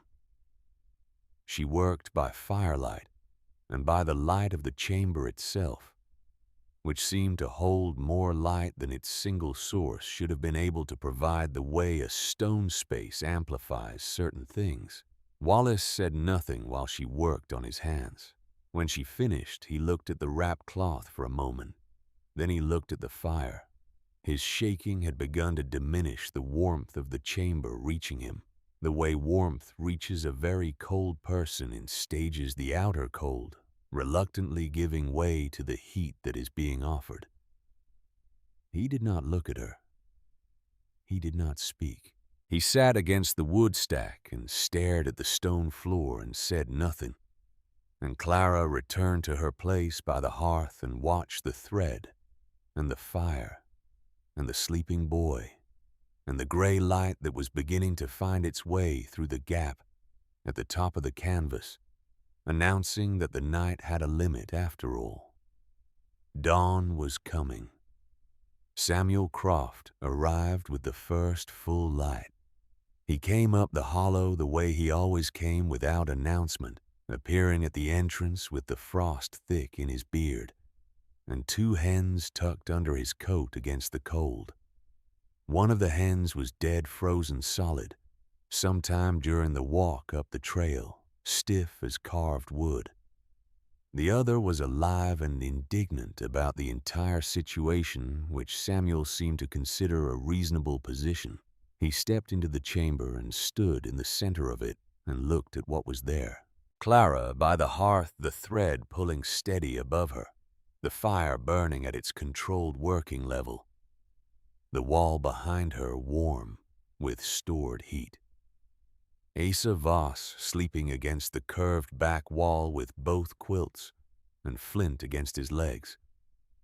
His color fully returned, his breathing the slow and even rhythm of a boy who has passed through danger and come out the other side of it into genuine sleep. Wallace Haynes against the far wood stack, with his burned hands wrapped in clean cloth, staring at the floor alive. Samuel looked at all of it for a long moment without speaking. Then he said, "Now you know it." Clara shook her head. She said, "The stone knows it. I just learned to listen." Samuel looked at the thread. He looked at the fire. He looked at the wall.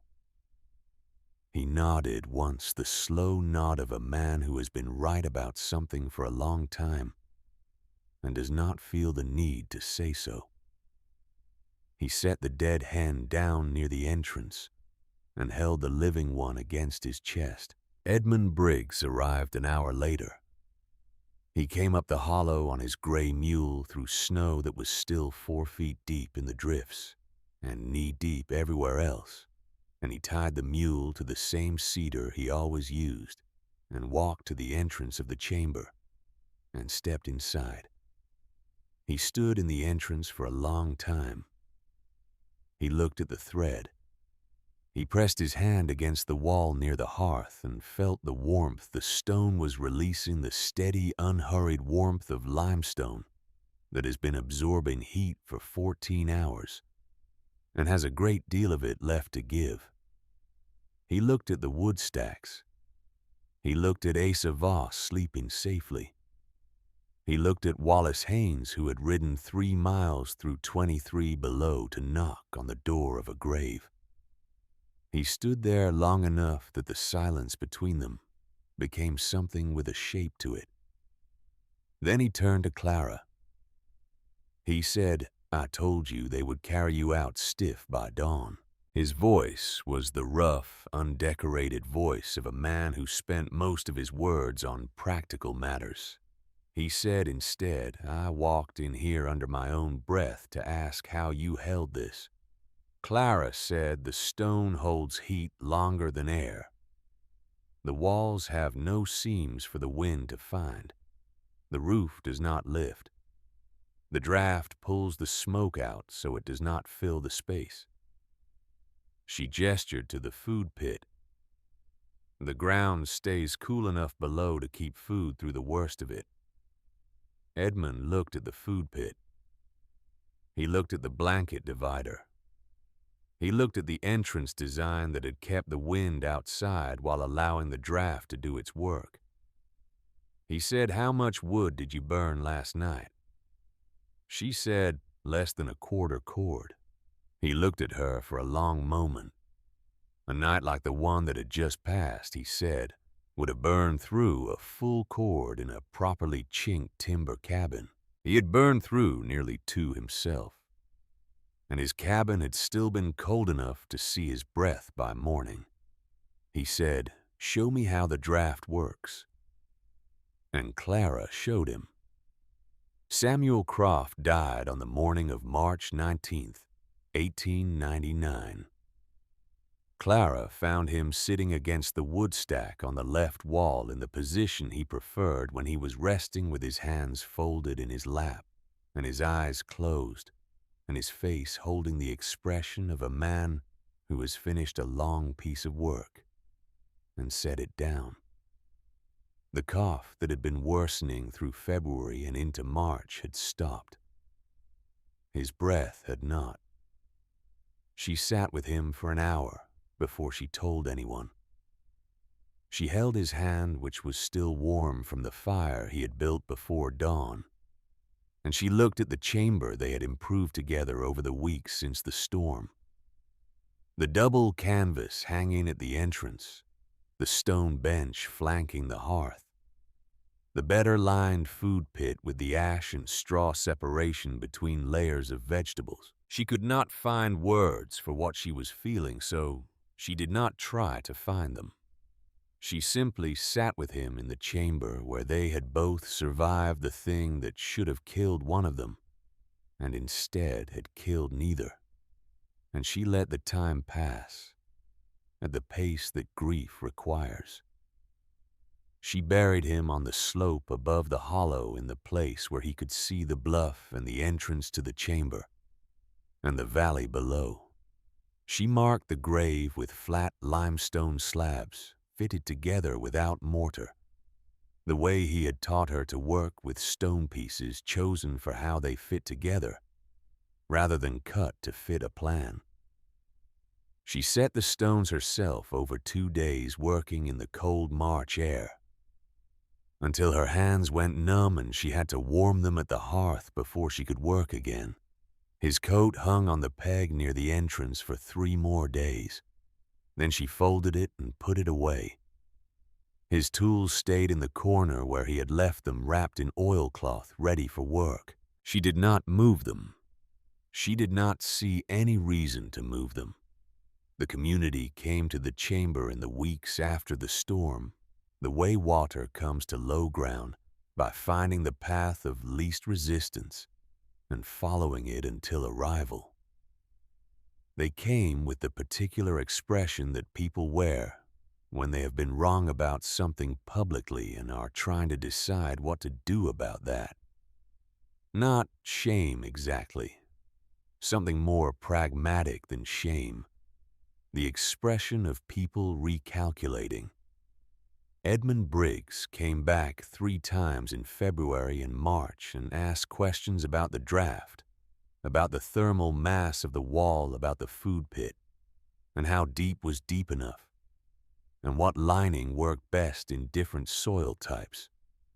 He asked them the way he asked everything, directly and without apology, as if the questions were simply the logical consequence of information he needed. And she had. He did not say he had been wrong, but he asked the questions of a man who knows he was wrong and is doing the work of being right instead. Miriam Voss brought Clara to the Bluff shelter on her brother-in-law's property 2 weeks after the storm. Clara walked the shelter the way Samuel had walked her chamber. On that first morning, pressing her hands against the stone, reading the draft, with a thread looking at the watermarks on the wall that told the history of where water had been and would come again. She told Miriam which sections of the wall were dry and which were not. She told her where to build the hearth and where to build the food storage, and how deep to go into the earth to reach the temperature that held through winter. By the end of February, Miriam had a working food storage chamber. Her apples lasted through March. Her carrots were still firm in April. The Greenway family was the hardest lesson of that spring. A family 2 hollows over had tried to copy what Clara had built, had found a crack in a bluff face, and widened it and built a hearth inside, and stacked wood and stored food, and had congratulated themselves on having learned from the widow who survived the February storm. They had chosen wrong. Clara learned it from Miriam, who heard it from Edmund, who heard it from someone who had seen water seeping through the back wall of the Greenway shelter 3 days into the spring melt. She went to see it herself, because she understood by then that understanding a thing secondhand was not the same as understanding it. The watermarks on the stone told the story plainly. The lines that showed where water had reached in previous years ran 2 feet above her head on the chamber walls. The mud at the back of the chamber was the particular fresh mud of a space that sees water regularly, not the ancient dry sediment of a chamber that water has not touched in years. The family would not leave. They had moved everything they owned into the space. Vernon Greenway stood in ankle-deep water and told her it was only a small leak. Clara told him to choose. She organized his children to carry what they could, and she helped his wife with the heaviest stores. And she kept them moving because moving was the only thing that mattered when the choice was between the food and the lives of the people who needed the food to live. By the time they reached the entrance, the water was waist-deep on the children, and Clara went back once more, not for anything stored there, but to stand in the chamber and look at the watermarks above her head and understand the lesson fully so she could teach it. She got out with the water at her chest. 2 days later, when the flood receded, she walked Vernon Greenway through everything he had misread. She showed him the watermarks. She showed him the fresh mud. She showed him the dust in a dry chamber, the ancient settled dust that takes years to accumulate in a space that water never reaches. And she showed him the absence of that dust in the chamber he had chosen. She showed him how to find a dry chamber. She walked him through 3 different bluff faces before they found one that met the requirements. She showed him how to test the draft and how to read the stone for dampness and how to choose the hearth position and how to build the food pit. She told him everything she knew, and she held nothing back. She said to him what she said to everyone who came to learn the method is not live in any hole. The method is live where stone and air and water agree. Wallace Haynes filed his legal claim in May. He argued the water rights on Clara's parcel had been misregistered, that the underground spring actually originated on land he controlled, that her improvements to the bluff chamber constituted development of property she had no right to develop. The claim was constructed with Fulton's careful legal architecture, designed not necessarily to win but to cost, to tie the parcel in dispute long enough that Clara's position became untenable. Everyone in Newton County who heard about the filing understood what it was. The knowledge did not stop it from being filed. The hearing was held in June in the county seat in a room that smelled of old paper and wood oil, and the particular combination of those smells that means the law has been sitting in the same place for a long time. Clara brought her deed. She brought Edmund Briggs, who testified that the spring had been associated with that parcel since before anyone present could remember, in the plain declarative way that Edmund stated everything as fact rather than opinion. She brought Miriam Voss, who testified to what she had seen, a dry chamber in a bluff face, with no connection to any spring or water source, improvements made to a space that belonged unambiguously to the parcel described in the deed Clara held. Wallace Haynes sat across the room with his burned hands folded on the table, the scars still pink and new, and did not look at Clara throughout the proceeding. The magistrate dismissed the claim in 12 minutes.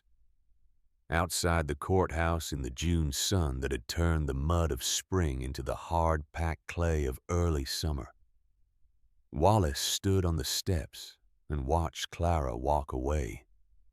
He did not follow her. He did not call after her.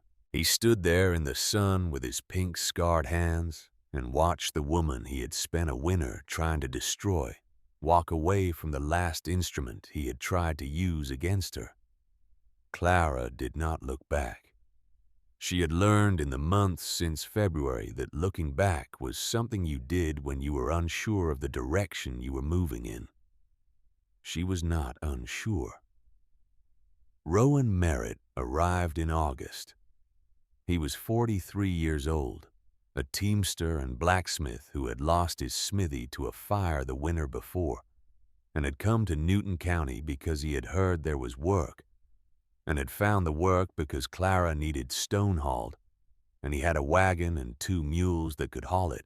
He was a large, quiet man with the hands of someone who had spent 20 years working with iron, and the patience of someone who had spent 20 years working with mules.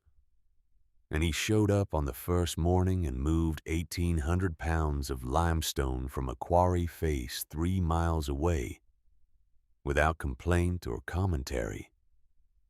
On the second morning, he came back without being asked. He said he wanted to see how the stone would be used. Clara showed him the chamber. She showed him the improvements she and Samuel had built together, and the ones she had built alone afterward. The double canvas, the stone bench, the better-lined food pit. She showed him the plan she had drawn for the next phase of work. Rowan looked at everything. He asked questions about weight distribution in the stone bench supports, about the load-bearing capacity of the limestone in the area where she wanted to extend the entrance shoulders. The questions were specific, and they came from knowledge, not curiosity, which was a different thing. Then he asked if he could help. What Clara noticed first was not the competence, though the competence was real and immediately apparent. What she noticed was that he asked before he changed anything. He said, "I think this support would hold better angled north instead of south. But it is your chamber. You decide." He said the sled runners would last longer with iron shoes, but that is an expense, and you would have to decide if it is worth it. He said I could stay for supper if you wanted company, but I can also leave. Either is fine. He meant it.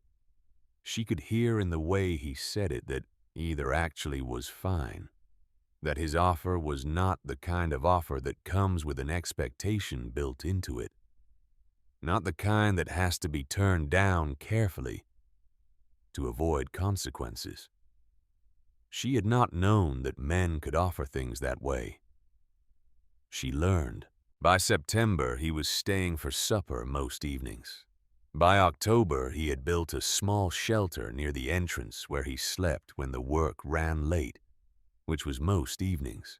By November, she had stopped thinking of the work as hers and his, and started thinking of it as work.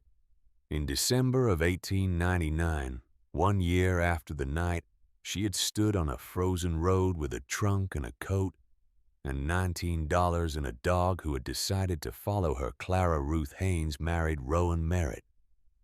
The ceremony was small. Miriam was there. Edmund Briggs was there, standing at the back with his hat in his hands, and the expression of a man who has revised his understanding of a thing and is still in the process of deciding how he feels about the revision. A dozen people from the valley were there.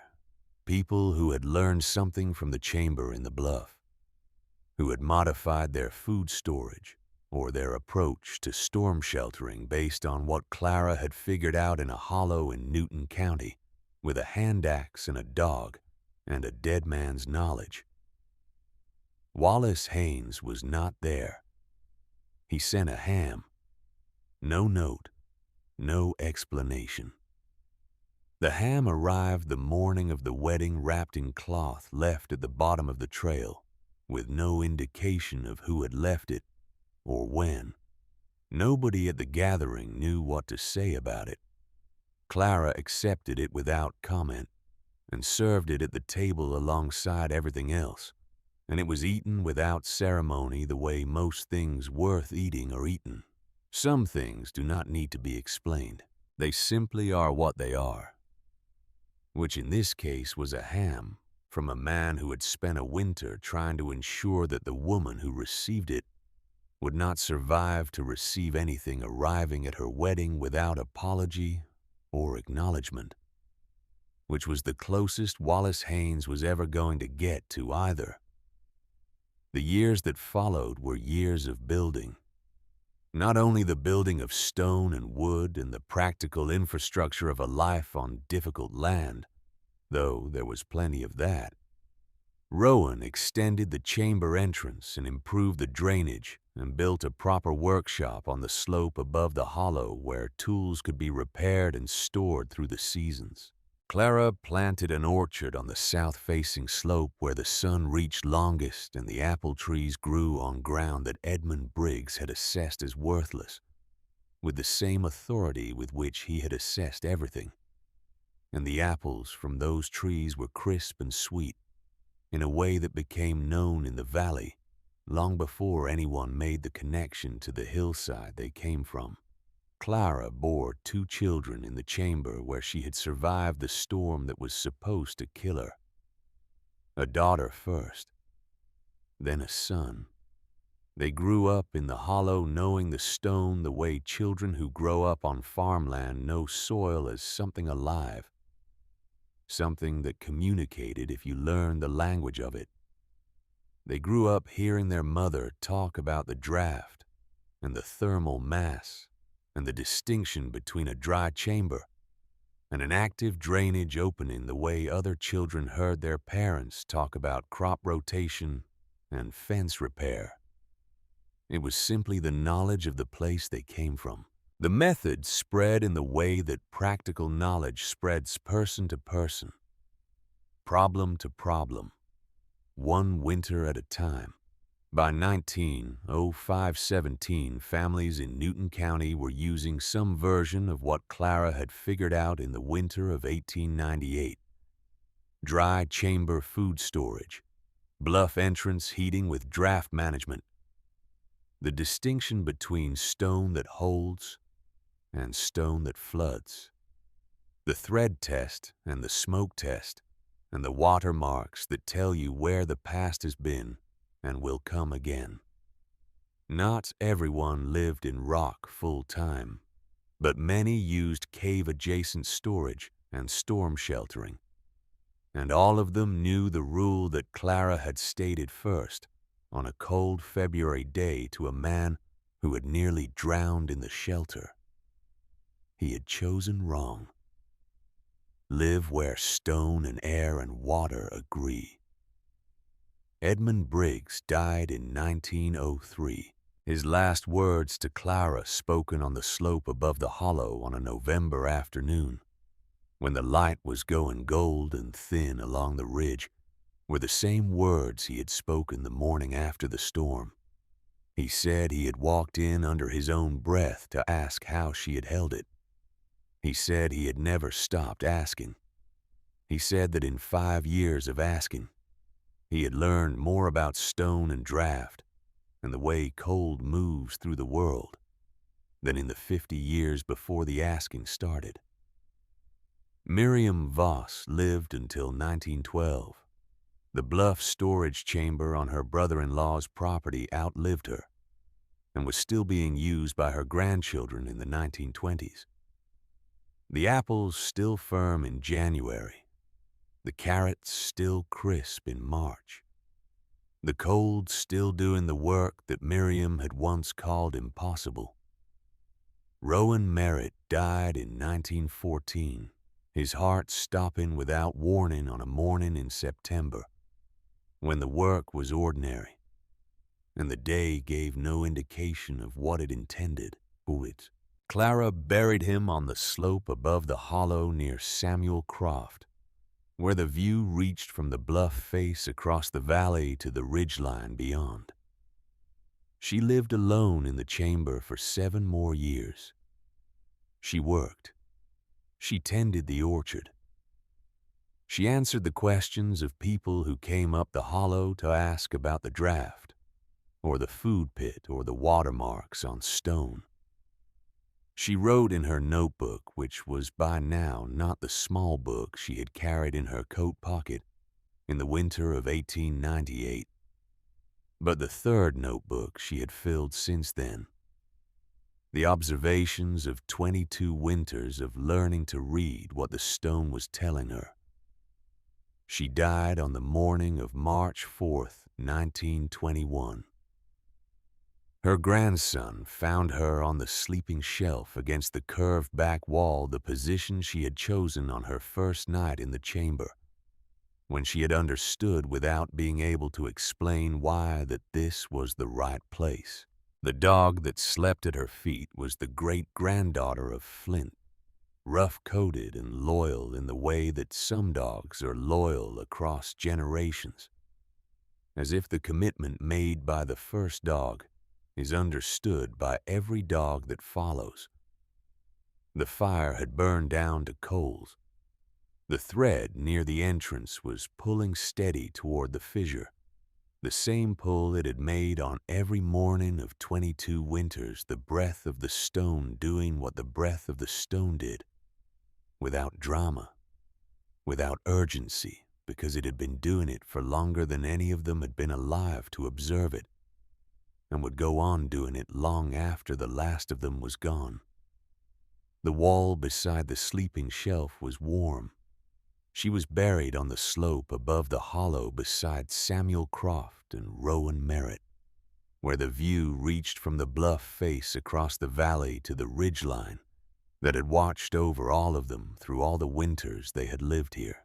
The marker was flat limestone slabs fitted together without mortar, chosen for how they fit, rather than cut to a plan the way she had been taught to work with stone by a man who had learned it underground.